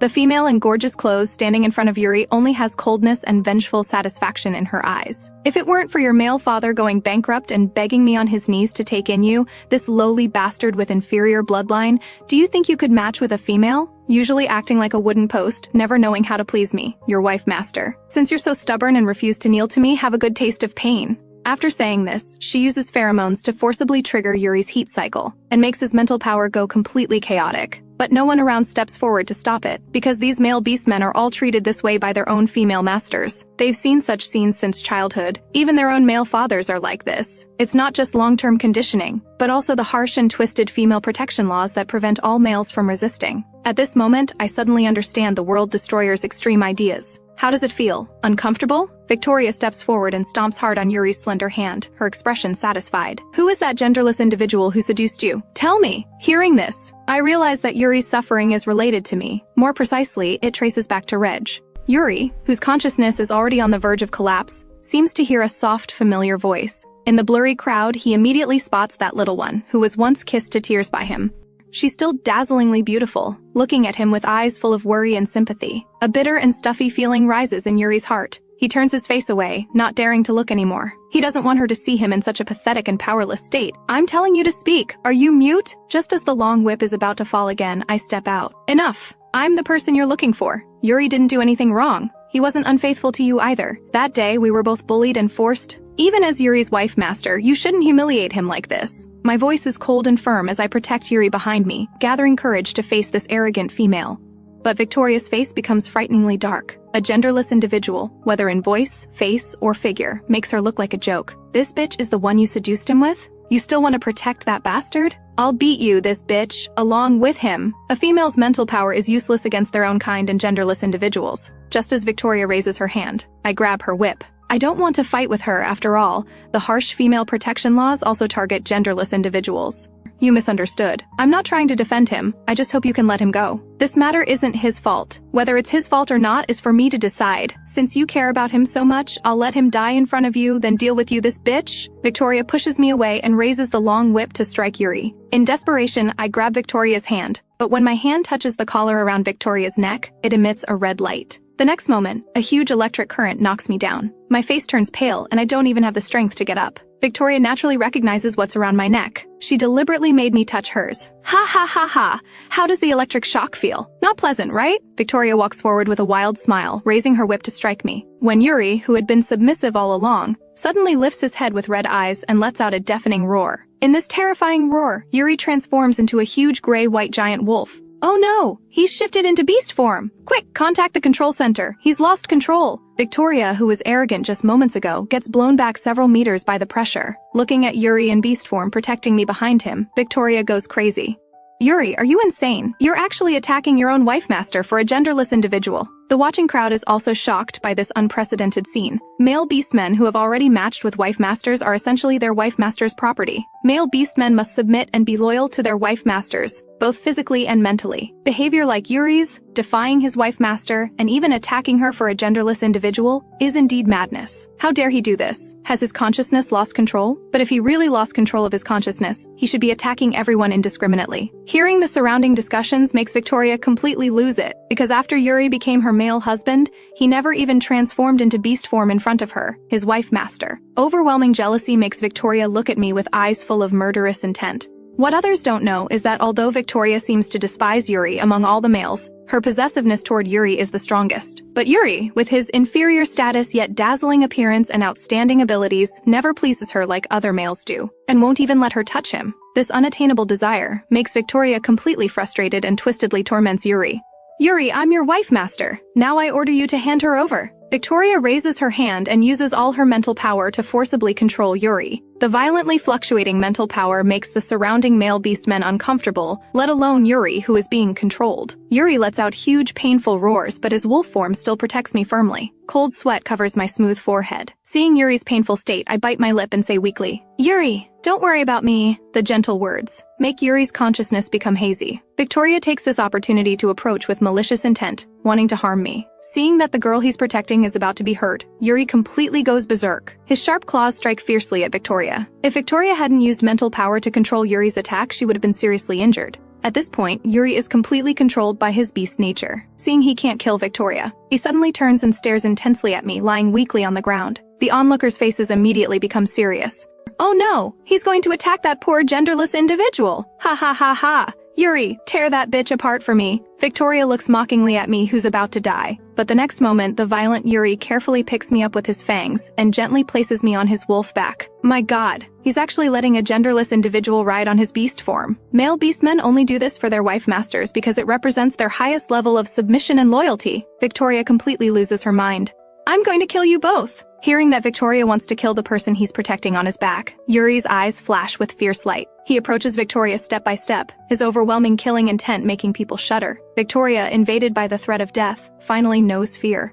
Help! Help me! Just as Yuri is about to kill his own wife master, a warm palm falls on Yuri's smooth, soft wolf neck. Yuri stops. The moment my voice falls, invisible and subtle mental power fluctuations enter the frenzied Yuri's mind. Yuri, who is suffering from splitting headaches and torture, feels as if he's being gently embraced by warm tide water in his daze. The sharp claws Yuri raised finally stop. His spirit remains hazy, but his red pupils gradually return to their original dark green. And I, already weak, suddenly feel an exhausting fatigue for some reason. My body goes soft, and I helplessly slide down from Yuri's wolf back. Just then, a tall figure dives down from the sky. Huge, beautiful white wings spread across the horizon, white hair flying in the fierce wind. The man, like a descending god, steadily catches the falling girl in his arms. This thrilling and beautiful scene brings tremendous impact to everyone. The crowd erupts in shocked and frenzied voices. The war hero of the entire star system, with the beauty of a god, the abstinent admiral. I finally see him in person. I open my eyes to see Admiral Troy's cold face. He purses his lips, looking down at me with slightly furrowed, sharp brows, seeming somewhat displeased. I think he dislikes me. Sorry. Although I don't know why I'm apologizing, I'm really grateful he saved me. In fact, Admiral Troy's displeasure isn't directed at me, but at that crazy female and the male beastman who failed to protect me. This little one seems even more frail and miserable than when he first saw her just 2 days ago. At this moment, Prince Louis arrives hurriedly from the palace. Seeing me pale-faced in Admiral Troy's arms, his expression turns cold.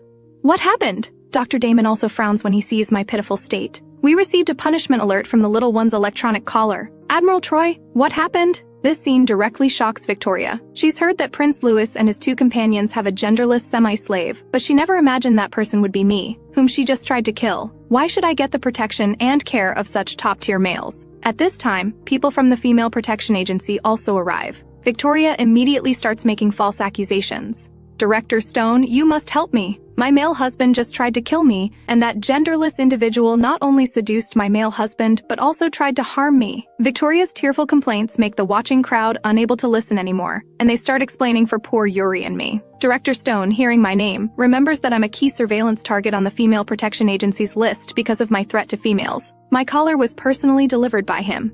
At this moment, I lean weakly against Admiral Troy's chest, my long hair covering my face. Director Stone can only vaguely see my profile. Director Stone speaks seriously. And officially, sorry, Admiral Troy, this incident is too serious. We need to take her for investigation. A large group of strong male beastmen in somber black uniforms surround us. That cold, oppressive feeling makes me shrink back in fear. Anyone who enters the Female Protection Agency doesn't end well. Admiral Troy, I don't want to go. I really didn't bully her. I helplessly clutch Admiral Troy's sleeve, my eyes full of pleading, just like when I looked at Prince Louis in prison. Admiral Troy's cold eyes waver for a moment. Without my permission, no one can take her. Dr. Damon pushes his glasses and also takes a stance. Director Stone, how things happen still needs investigation. She's our semi-slave. How to deal with her isn't for you to interfere with. Hearing this, Director Stone's handsome face darkens. As the director of the Female Protection Agency, he has absolute authority, so he doesn't fear Admiral Troy and his companions. Director Stone raises his hand, and the strong male beastmen in black uniforms step forward, their oppressive presence even stronger. When Yuri sees me surrounded by Female Protection Agency people, he directly attacks them. Director Stone's eyes turn cold. Capture him! The Female Protection Agency people are swift and ruthless. When sharp claw hooks pierce Yuri's wolf body, crimson blood stains a large area of his beautiful fur. My pupils contract sharply as I shout, "Yuri, stop!" Seeing me running toward him, Yuri, who had been enduring severe pain and struggling frantically, finally lowers his head. Seeing this, the Female Protection Agency people swarm forward and roughly control Yuri. Director Stone walks forward and glances at Yuri. Danger level too high. Prepare for forced anesthesia. I grab Director Stone's sleeve, looking at him with eyes full of confusion and anger. Aren't you also a male? Why are you helping females persecute your own kind? The girl's tear-filled eyes seem to flow with the entire night sky of stars, and that face more outstanding than any female has a heart-stopping beauty. My determined defense of Yuri leaves many of the males present feeling conflicted. They admire how I stand up for him, yet they know deep down that my words will have no effect on Director Stone. Director Stone freezes for a moment, then frowns and pulls his hand back. As I watch the cold, merciless Director Stone, about to say something more, I suddenly hear the system's panicked voice. "Host, be careful! Strong electrical current!" The shock sends me collapsing to the ground. Director Stone's body moves faster than his mind. He instinctively catches the girl who was just questioning him moments before. Victoria, who had been crying and seeking protection earlier, now watches me fall unconscious from her attack with a dark yet satisfied smile. Director Stone looks at her, his eyes slowly turning cold. When he sees Prince Louis surge forward in rage, radiating terrifying killing intent as he restrains Victoria, Director Stone simply watches quietly without moving. The malice and darkness in Prince Louis's eyes almost overflow. Females really are disgusting, filthy, vile creatures. Dr. Damon steps forward, looking at Victoria as if she were already dead. He stops Prince Louis, his smile eerily unsettling. "Prince Louis, she's a healthy, vibrant female. How could you harm her?" At these words, Prince Louis seems to remember something and retracts his foxtail and the oppressive aura surrounding him. Victoria, having barely escaped death, scrambles behind Director Stone on her hands and knees, continuing to cry about being bullied, showing none of the viciousness she displayed when attacking me. But Director Stone acts as if he doesn't hear her, his gaze fixed on Prince Louis's hands as he carries the unconscious girl away. Before leaving, Prince Louis fixes Director Stone with an icy stare. "I hope the next time we meet, you'll be removing her collar." Only after Prince Louis and the other two take me away does Director Stone slowly turn his attention to Victoria. He remains silent for a long time. By the time Victoria's crying performance becomes unsustainable, he finally speaks in his usual procedural manner, though this time his tone and expression lack their former conviction. "Miss Victoria, you've had quite a shock. Rest assured, the Female Protection Agency will handle this matter appropriately." The male beastmen around them look at Director Stone with fear and disgust. No matter how terrible a female behaves, he always takes their side. He's always like this, his hands stained with the blood of his own kind. Who knows how much he loves females, yet those females despise his brutal methods and don't love him back. I heard no female wants him. I remain unconscious for a full day and night. When I finally wake up, I see a handsome face magnified up close. Brown-gray vertical pupils stare at me intensely, lips curved in an enigmatic smile. Awake, cold sweat breaks out all over me. I quickly push away Dr. Damon in front of me. "What were you just doing?" Dr. Damon narrows his eyes, his smile refined. "I'm a doctor. Naturally, I was examining your body." Does examining a body require getting that close? System, how long was he staring at me like that? The system remains silent for a moment before responding. A long time. Host, you need to be careful. This Dr. Damon seems off. Director Stone forgotten what happened the first night. He's not just off. He's a complete pervert. I absolutely cannot let him discover that I'm a defective female because I'm truly afraid that once he knows, he'll use me for experiments. Why do you look so pale? Are you feeling unwell somewhere? Dr. Damon raises his hand to touch my smooth forehead. His cool body temperature reminds me of his beast form, making me even more frightened. Just then, Ethan appears. His clear, gentle voice makes my eyes instantly brighten. Ethan! Seeing his uninvited friend Dr. Damon, Ethan raises an eyebrow, clearly displeased as he stands up. Ethan had seen the video on Starnet of me defending Yuri. When did his sister, who had always shown nothing but disgust and contempt for male beastmen, become so brave and kind? It's as if she's become a completely different person. Ethan approaches and gently pats my head. Does it still hurt? I quickly shake my head. My sweet, obedient expression with curved eyes makes me look adorable. Ethan takes out several beautifully wrapped candies from his pocket. You've probably finished all your previous candies. I came in a hurry and only brought these. He unwraps one and holds it to my lips. But I, who had been so happy just moments before, don't move. I press my lips together slightly, seeming reluctant to eat this particular candy. Ethan, can I have a different one? I don't like apples, nor do I eat anything apple-flavored. This trait is the same as the original host's. I was careless and forgot that you hate anything apple-flavored. Let me get you a different one. Ethan's handsome face shows a hint of apology, as if this truly was just an oversight on his part rather than a deliberate test. Completely unaware that I had just walked along the edge of danger, I open my mouth and eat the candy from Ethan's hand. The candy is sweet. Thank you, Ethan. It's just an inexpensive candy. Yet the girl who was once greedy and terrible now squints her eyes happily. This blissful content expression leaves Ethan momentarily dazed. Why did you help him? He's just an unrelated male beastman. My tone is serious. He did nothing wrong, did he? Yuri was clearly the victim. Why didn't anyone help him? Why did everyone just stand by and watch coldly? The girl's clear, innocent eyes, which had been tormented by the original host, now hold a compassion and gentleness that Ethan doesn't understand. For a moment, Ethan feels as if the girl before him is like a benevolent, merciful deity. But it's always been this way. Does something being traditional make it right? When Prince Louis, Admiral Troy, and Director Stone enter the room, they hear my shocking declaration. Everyone freezes, because while such thoughts had secretly occurred to almost every male, no one had ever dared voice them. Yet here they are, spoken by a fragile, genderless individual. Seeing Director Stone, Ethan's expression turns cold. He knows very well that my words will only bring me trouble. Arya, be good, don't talk nonsense. I glance at the director of the Female Protection Agency. Director Stone turns away unhappily. This ruthless, cold man, after dealing with Yuri, is he now planning to deal with me? Director Stone naturally notices my distaste for him. As director of the Female Protection Agency, he constantly handles cases involving harm to females. When females seek his help, they're either pitifully vulnerable or imperiously demanding. He's like a precise machine that never makes mistakes. He had seen such looks of disgust or fear on countless faces of male beastmen and genderless individuals. Director Stone never cared what others thought of him, but this time, he suddenly experiences other emotions. Director Stone walks to the bedside, his stern face and voice equally cold and mechanical. Miss Shen, please cooperate with my work. He reaches for the collar around my neck. This sudden action makes me tense up completely. I snap my head up and grab his wrist. What are you trying to do? Up close, I realize that Director Stone actually has quite handsome features. Gray-blue hair and calm eyes. He's like a sword covered in frost and stained with blood. Unfortunately, no matter how good-looking such a person is, it can't hide his cruelty and ruthlessness. Don't be afraid, little one. He's just going to remove the collar from your neck. Hearing Dr. Damon's explanation, my anxious heart finally settles, and I uncomfortably release Director Stone's hand. Director Stone glances at his wrist where I had grabbed him, still clearly feeling the warmth of my touch. Strange and unfamiliar, yet not unpleasant. Putting on a collar is easy. Removing one is complicated. Director Stone leans down and brushes aside the long hair at my neck. My slender, elegant neck is blindingly white, carrying a faint fragrance that slowly invades all his senses. Director Stone's heartbeat inexplicably quickens. 4 tall, handsome male beastmen stand around, their sharp gazes fixed on Director Stone as he removes my collar, making me feel tremendous pressure.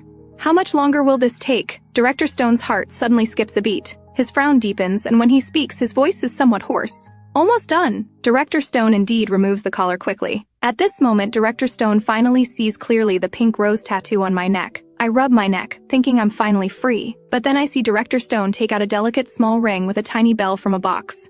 Miss Shen, please cooperate with my work? The same words, but they make my expression change completely. What is this? Facing a genderless individual who had harmed a female. As director of the Female Protection Agency, someone who had devoted his life to firmly upholding the Female Protection Act with unwavering resolve, he experiences other emotions for the first time. He had seen such fearful or disgusted looks on countless beastmen's faces. Director Stone never cared what others thought of him, but when he sees the disgust on my face toward him, something else suddenly stirs in his heart. Putting on a collar is easy, removing one is complicated. Finally, Director Stone leans down and removes the collar. I rub my neck, thinking I'm finally free. But then I see Director Stone take out a delicate small ring with a tiny bell from a box. My expression changes instantly. What is this?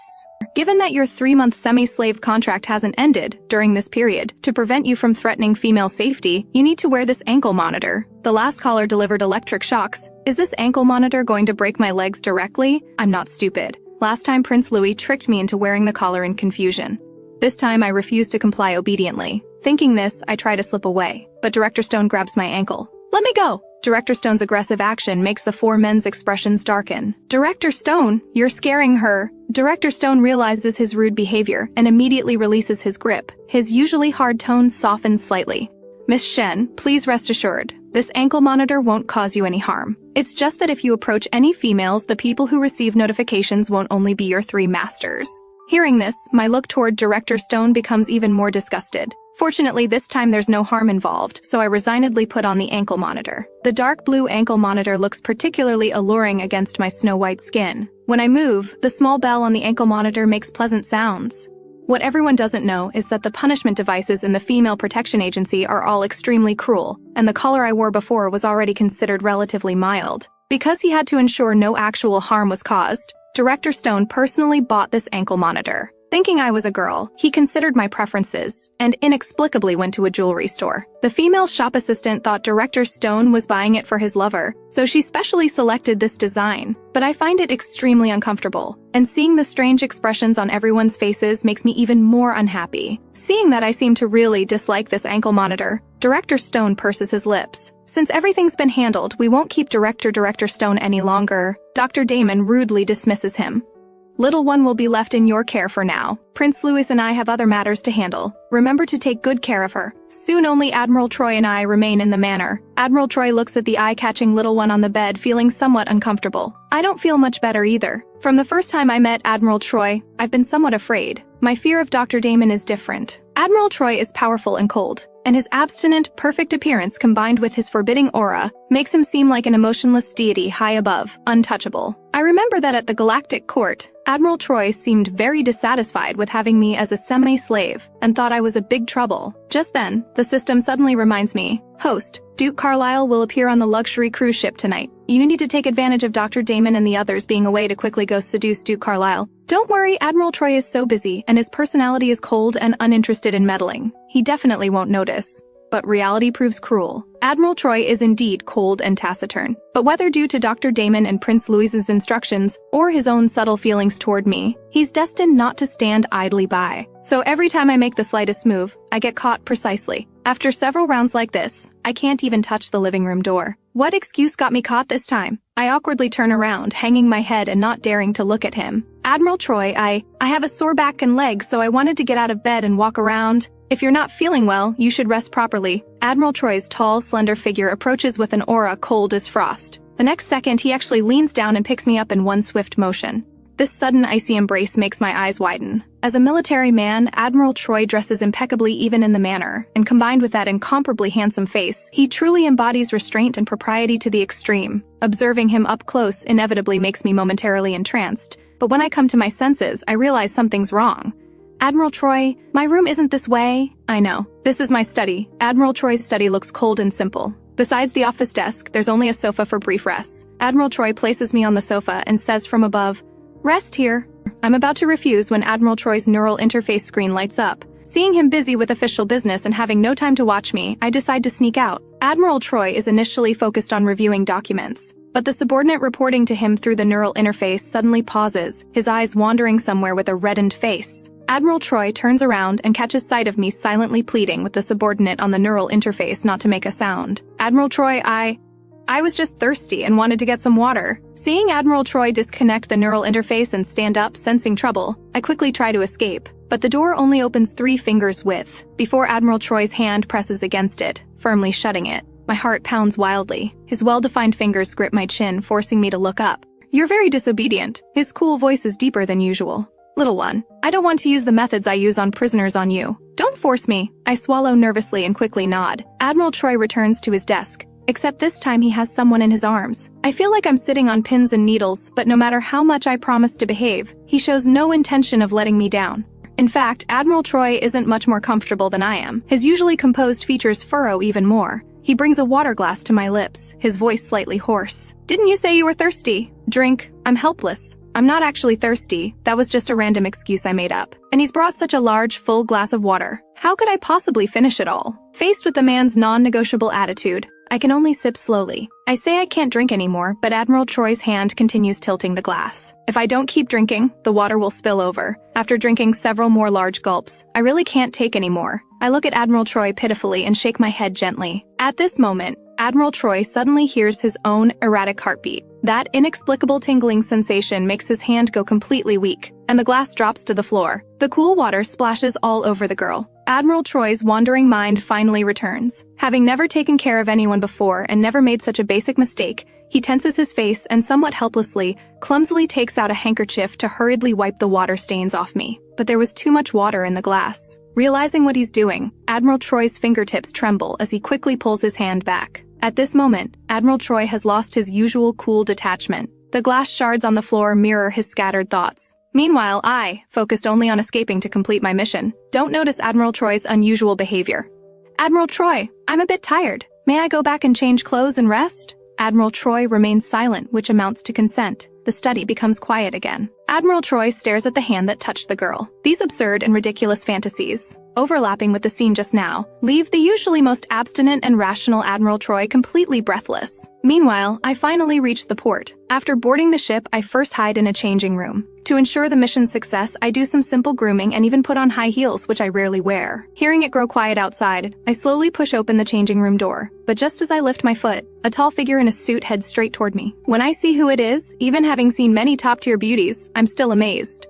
His striking ethereal beauty reminds me of the legendary enchanting sirens of the deep sea. I never expected that the first time I dress as a woman again, even putting on rarely worn high heels. The moment I push open the changing room door, a tall figure in a suit would come charging straight at me. When pressed against the mirror, I finally see the man's face clearly. Having seen outstanding, handsome males like Admiral Troy and the others, I'm still amazed when I see this male beastman's appearance. His silent, ethereal beauty even makes me think of the sirens from the deep sea who specialize in luring mortals. But the next moment, the beautiful siren suddenly extends his crimson tongue tip and licks my earlobe. The burning sensation makes me break out in goosebumps. I snap back to reality and realize the male beastman in front of me is very wrong. He grips my waist, restrains my struggling wrists, and rubs against my neck like a mad dog. I'm completely stunned, desperately pushing him away, but this only earns me more frenzied advances from the man.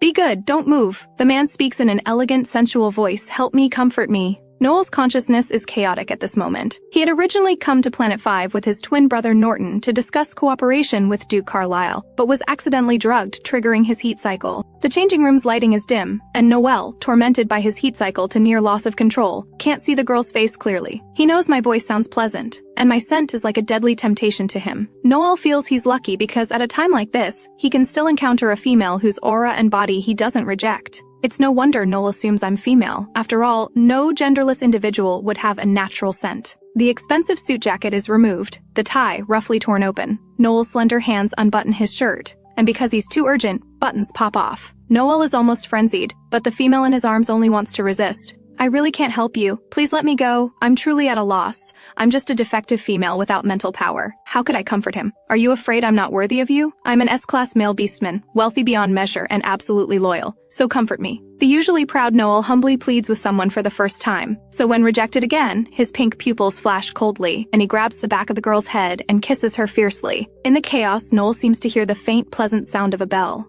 I bite him hard in anger while he's distracted, but after biting him, I suddenly feel a kind of fatigue, as if someone has drained my life force. Mental power floods into Noel's body like a tide. After the pain subsides, it's replaced by intense pleasure that nearly makes Noel dizzy. I feel his strength seems to weaken and quickly push him away. Just as I'm about to flee in panic, Noel, struggling with weakness, grabs my wrist. I'm both angry and afraid, so I grab a nearby vase and smash it on his head.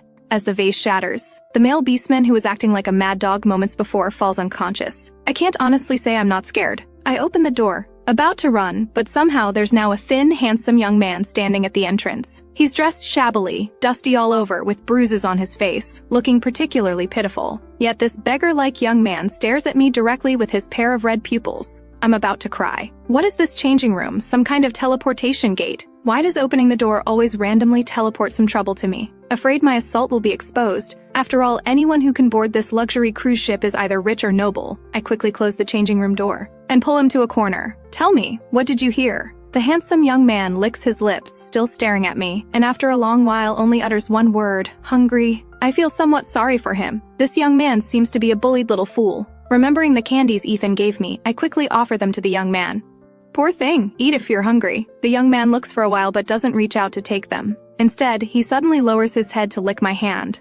No, I want you to eat the candy, not eat me. I struggle hard to pull the young man away. This time I directly unwrap the candy and bring it to the young man's mouth. Fortunately, he eats the candy this time. Now I have some confidence. After all, they say accepting food from someone makes you beholden to them. You ate my candy, so you can't tell anyone what just happened, remember? The young man still doesn't speak, eating candy while staring at me. I don't dare linger and can only give the young man a few more instructions before leaving. But even after I completely disappear, the young man who had been as docile as a puppy hasn't moved at all. In the shadows, the thin young man's feet slowly extend a massive, menacing shadow that doesn't belong to any human.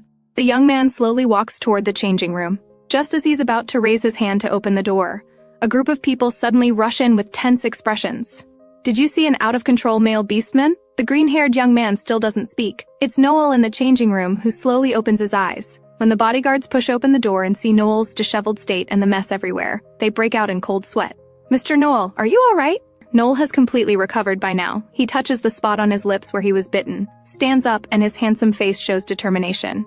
I want you to help me find someone. Noel recalls the girl's characteristics and says word by word, find me a long-haired female with a delicate build, pleasant voice, and mental power level no lower than a class. Meanwhile, still unaware that I'm being targeted, afraid my assault will be exposed, I hide everywhere when I see groups of anxious black-suited bodyguards. Fortunately, with the system's guidance, I finally spot Duke Carlisle. The moment I look at him, his hand holding the wine glass pauses. The next moment, those calm, sharp blue eyes look back at me precisely. My heart skips a beat in fright. I don't know why, but I feel like prey being stalked by a predator. In the flowing, brilliant lights, I seem to see Duke Carlisle smile at me, then raise his hand and beckon me over with his finger. Walking up to him, Duke Carlisle uncrosses his long legs and leans forward slightly, clearly showing interest in me. Unlike Duke Carlisle's impression of someone either comical or pitiful, tonight the girl has obviously dressed up carefully. Her already fair skin now appears even more flawlessly transparent, breathtakingly beautiful. Duke Carlisle narrows his eyes with an enigmatic smile. Here alone?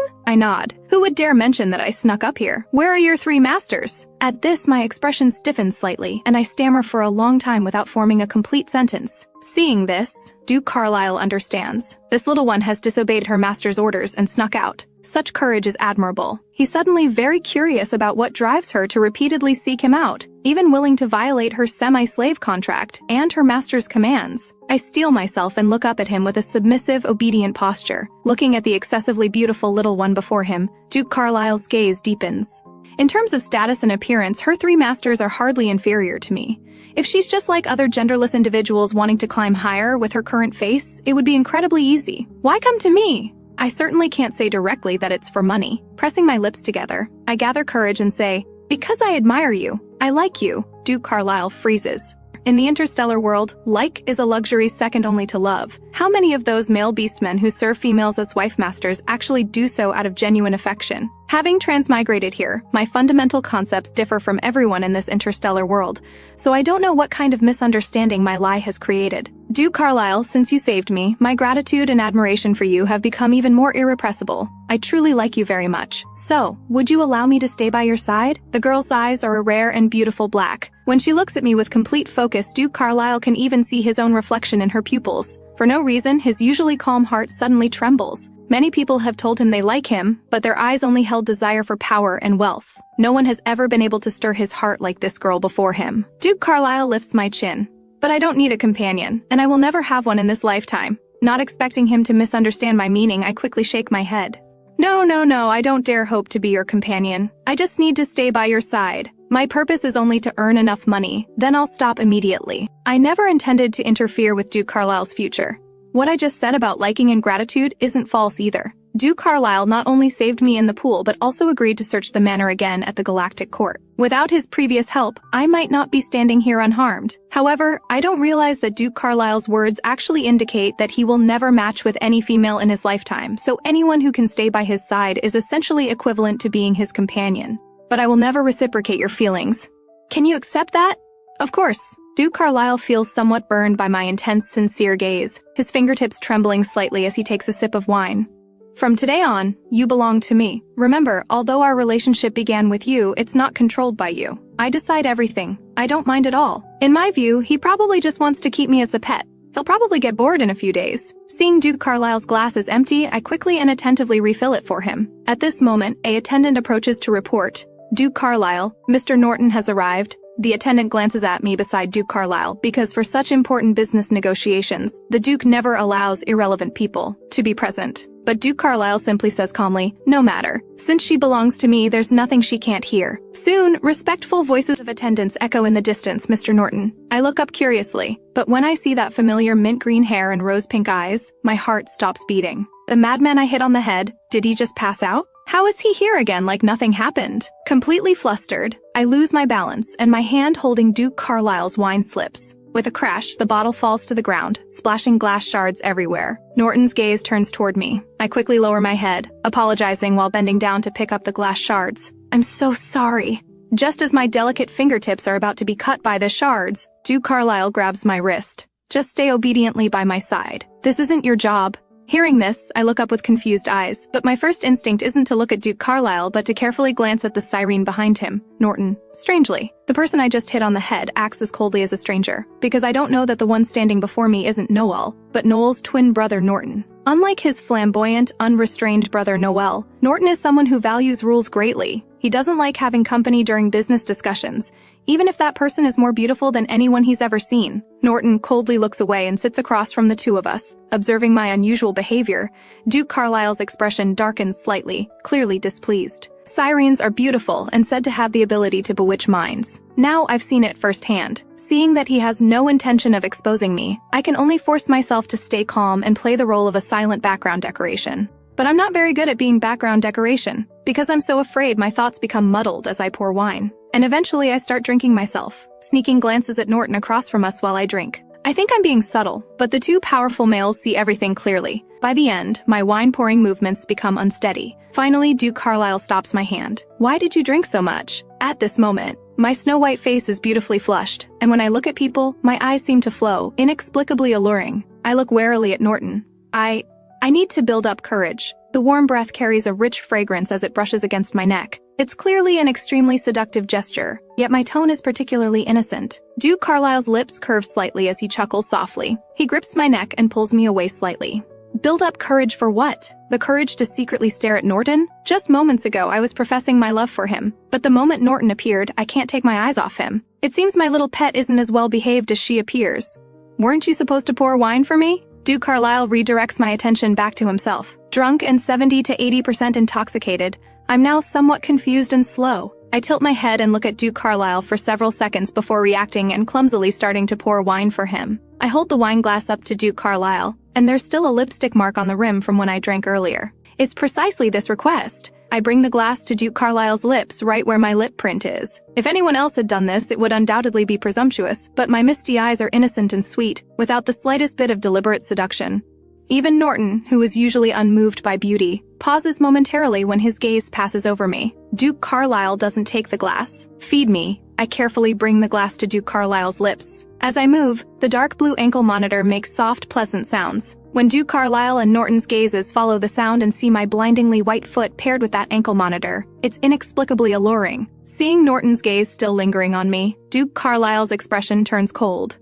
"Are you interested in my little pet?" Norton realizes his impropriety. The time he spent paying attention to that genderless individual is indeed too long, something that's never happened before. Norton returns to his usual coldness and rationality. "I have no interest in others' pets. I'll contact you again about the follow-up cooperation matters." I have other business, so I won't disturb you further. With that, Norton stands and walks away without looking back. At this time, attendants and bodyguards around the cruise ship are searching anxiously for something. Thinking of his rebellious twin brother, Norton's expression grows serious as he stops one of the bodyguards. Where's Noel? Mr. Noel lost emotional control earlier and is now resting in his room. Norton's face becomes even more grave. Are you looking for a doctor? No, we're following Mr. Noel's orders to find a long-haired female with a slender build, pleasant voice, and mental power no lower than a class. Hearing these criteria, Norton's first thought is of the girl beside Duke Carlisle. But she's not female. She's genuinely genderless. As Norton becomes lost in thought, Noel suddenly appears behind him.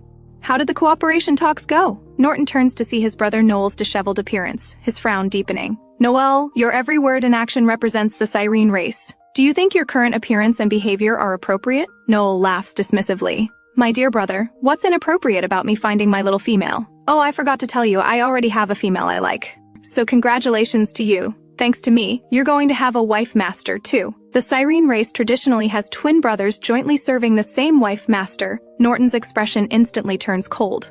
I won't accept this, Noel. If you insist on going against my will, either you or she must die. Norton never imagined that his twin brother, who had previously shown even more disgust toward females than himself, would now force him to jointly serve a wife master like a completely different person. Once they become male consorts, male beast men lose all dignity. I won't accept this, Noel. If you insist on going against my will, either you or she must die. Norton delivers this final warning in a low, threatening voice. Seeing the killing intent in Norton's eyes, Noel's smile gradually fades. Maybe not all females are terrible, Norton. Norton's only response is to turn and walk away decisively. Meanwhile, among the attendants Noel sent to find me, some bold ones actually locate Duke Carlisle. When the attendant sees me, his eyes light up immediately. Miss, did you visit the changing room earlier? We're looking for someone. No, you've got the wrong person. I back away in fear, bumping right into Duke Carlisle's chest. Duke Carlisle pulls me into his embrace, his expression darkening as he releases the powerful aura of a superior. What's wrong? Afraid the attendant might slip up, I throw my arms around Duke Carlisle and act pitiful, softening my voice. I don't feel well. I'm dizzy and want to go back. Duke Carlisle, usually unflappable, tenses for a moment. His throat feels dry as if burned by fire. His hand adorned with a ruby ring settles in my silky hair. Since you're tired, let's go back. Within moments, a luxurious starship hovers above the cruise ship. Just as Duke Carlisle carries me away, Noel arrives at this very spot. The bodyguards report unsuccessfully, Mr. Noel, we've investigated all the females on the cruise ship and none match your requirements. Noel's expression darkens. None? How is that possible? Search again. If you still can't find her, issue an interstellar bounty. 1 billion star credits. I refuse to believe we can't find her. Finally safe, I relax completely. The alcohol taking effect. I'm completely unaware of how dangerous my position sitting on Duke Carlisle's lap is. Duke Carlisle holds the girl in his arms, his well-defined fingers playing with her slender, pale ankle. The ruby ring catches against my skin, and I tremble as I open my eyes. It hurts. Awake? Duke Carlisle withdraws his hand like a gentleman. First, you need to tell me why you kept staring at that Cyrene. When Duke Carlisle is jealous, he won't even say the person's name. I roll my eyes and simply say I was scared. This answer unexpectedly satisfies Duke Carlisle. What about that male beastman named Yuri? That wife master said you seduced her male consort. Duke Carlisle naturally saw the video too. This is also why he accepted my approach. I'm different from other genderless individuals. He can see respect for male beastmen in my eyes. Mentioning this makes me feel wronged. I never seduced him. They were the ones bullying me. Duke Carlisle narrows his elongated eyes and lifts my chin to look directly at me. Where did he touch you? The dangerous aura makes me instinctively choose to lie. He didn't. Good. Don't lie to me, or disobedient children will be punished. Do you know how to kiss? The sudden topic change makes my already confused and slow brain completely freeze. It's fine if you don't know. I'll teach you. Duke Carlisle presses my head down, about to kiss me, but my hand blocks him. What, you don't want to? I shake my head. Even though I'm almost unconsciously drunk, IH directors don't forgotten the system's instructions. I stretch out my little hand toward Duke Carlisle and shake it cutely and clumsily. You have to give me lots of money to get kisses. Duke Carlisle pauses, then actually laughs out loud. I didn't realize my little pet is such a money lover. Don't worry, you won't be shortchanged. At the same moment, in the Manor study, Admiral Troy sits with military files spread open on his desk, but he hasn't turned a page in ages. Lost in thought, he suddenly hears the door. Expecting me to return, he looks back only to see Dr. Damon and Prince Louis. Admiral Troy returns to his usual cold demeanor. What's wrong? Where's the little one? Where did you hide her? At the mention of me, Admiral Troy shows a moment of discomfort.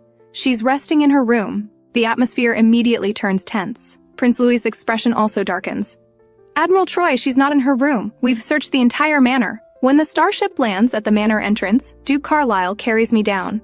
Dr. Damon and the other two stand at the door like guardian deities, their aura menacingly cold. Under the sharp gazes of my three masters, I hang my head in fear, fidgeting with my hands and not daring to step forward. But my appearance of standing motionless beside Duke Carlisle makes the three men misunderstand. After all, this little one could directly say in Galactic Court that she snuck into the Duke's manor for Duke Carlisle. It makes sense that she'd be reluctant to leave him. Even the usually good-tempered Prince Louis now has his lips pressed into a sharp line. His violet eyes are covered with frost as he beckons to me. Come here. Still thinking about not getting paid, I take a deep look at Duke Carlisle before reluctantly walking over. Before I can get close, Dr. Damon roughly grabs my wrist and pulls me into his territory. Turning his head, Dr. Damon gives Duke Carlisle a cold look, showing none of the courtesy due to a duke, and directly instructs the robot, "Escort our guest out."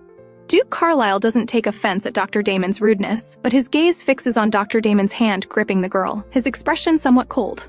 At this moment, Duke Carlisle, usually so strategic and composed, suddenly feels some regret. If he hadn't chosen silence at the Galactic Court, perhaps today's situation wouldn't exist. The semi-slave contract? His little pet belongs to 3 other male beastmen as a semi-slave, not only bound and controlled by them, but also having to call them master. This is undoubtedly humiliating for Duke Carlisle. Perhaps he should investigate whether there's any way to nullify this damned semi-slave contract. After Dr. Damon half carries, half escorts me into the living room, he releases me, letting me fall awkwardly to the ground. Fortunately, there's soft carpet beneath me, so it doesn't hurt too much. Still, my delicate body makes me whimper softly from the pain. Admiral Troy has held me before and knows how fragile my body is. He frowns and says quietly, "Dr. Damon, you hurt her." Admiral Troy's change in attitude surprises both Dr. Damon and Prince Louis. After all, he's usually a cold, emotionless iceberg who's never shown anyone a kind face. Dr. Damon smirks mockingly.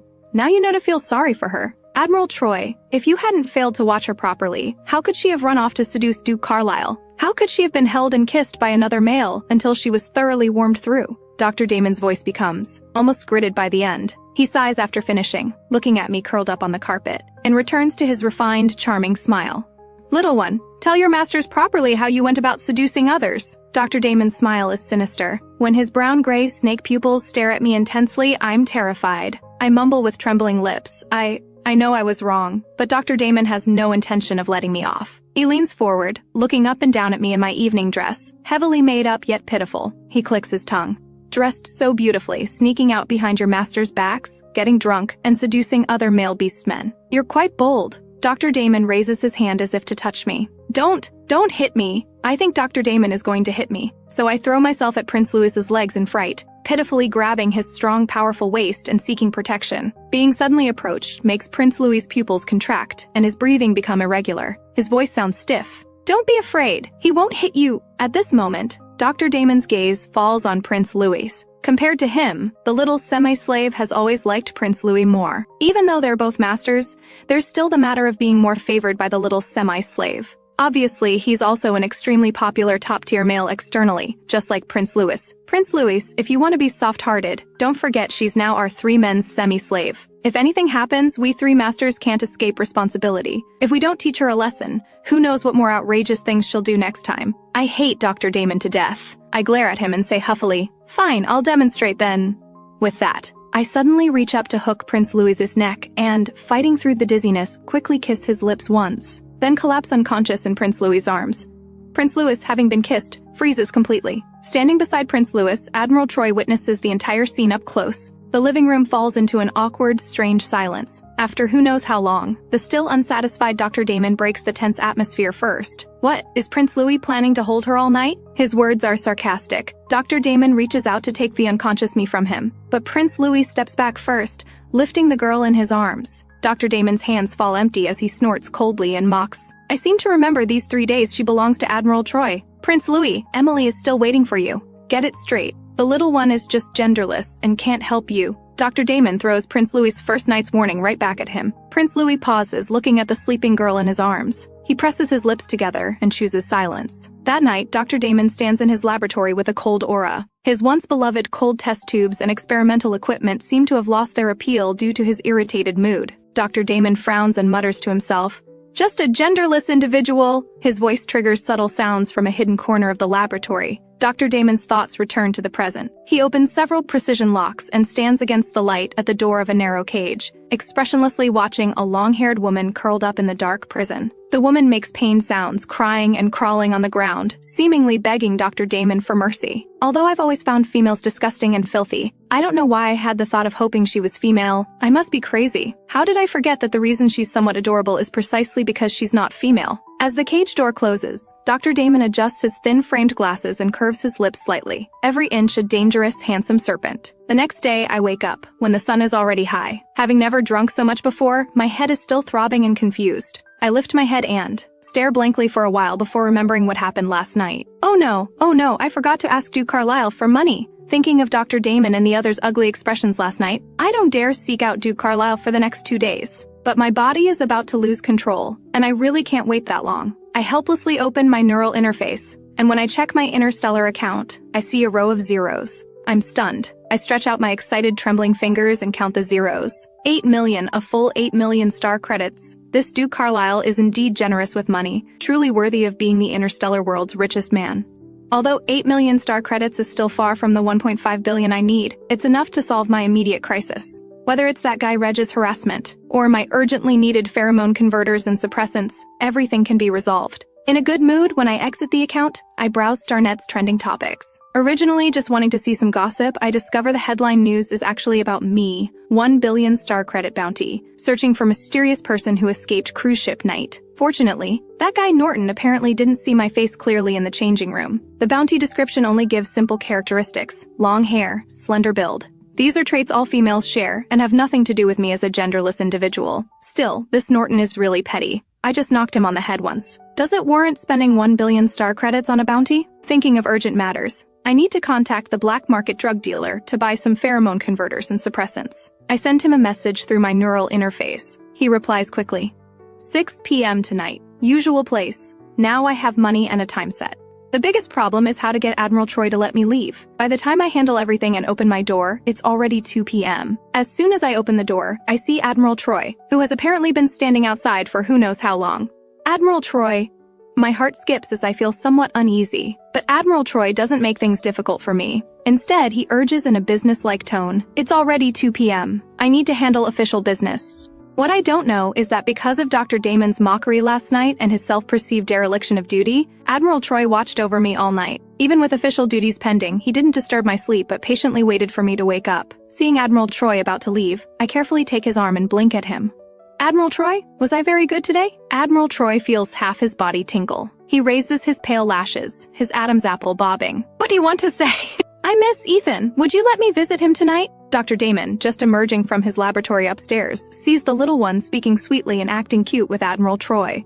His already cold expression darkens further.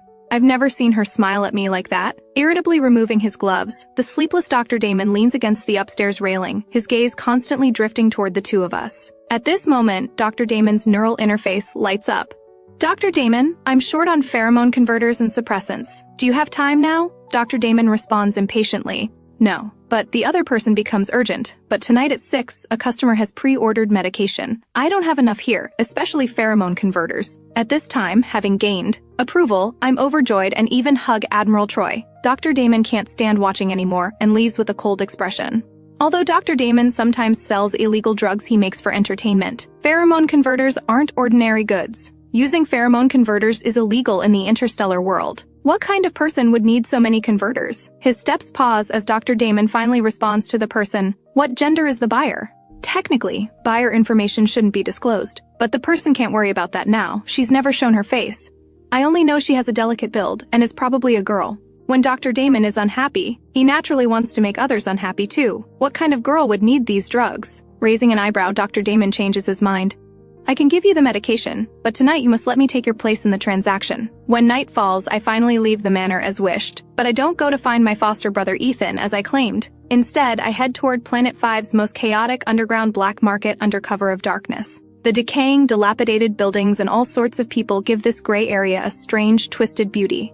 In such an environment, someone like me, wrapped from head to toe and even wearing a mask, doesn't seem strange at all. Following the original host's memories, I arrive at the trading location, a general store in the black market. But when I push open the door and see clearly who's come to trade, I'm terrified. Help me! Why is Dr. Damon here? Oh no, my female identity is about to be discovered. The complete video is available. Check out the link below to join our member channel.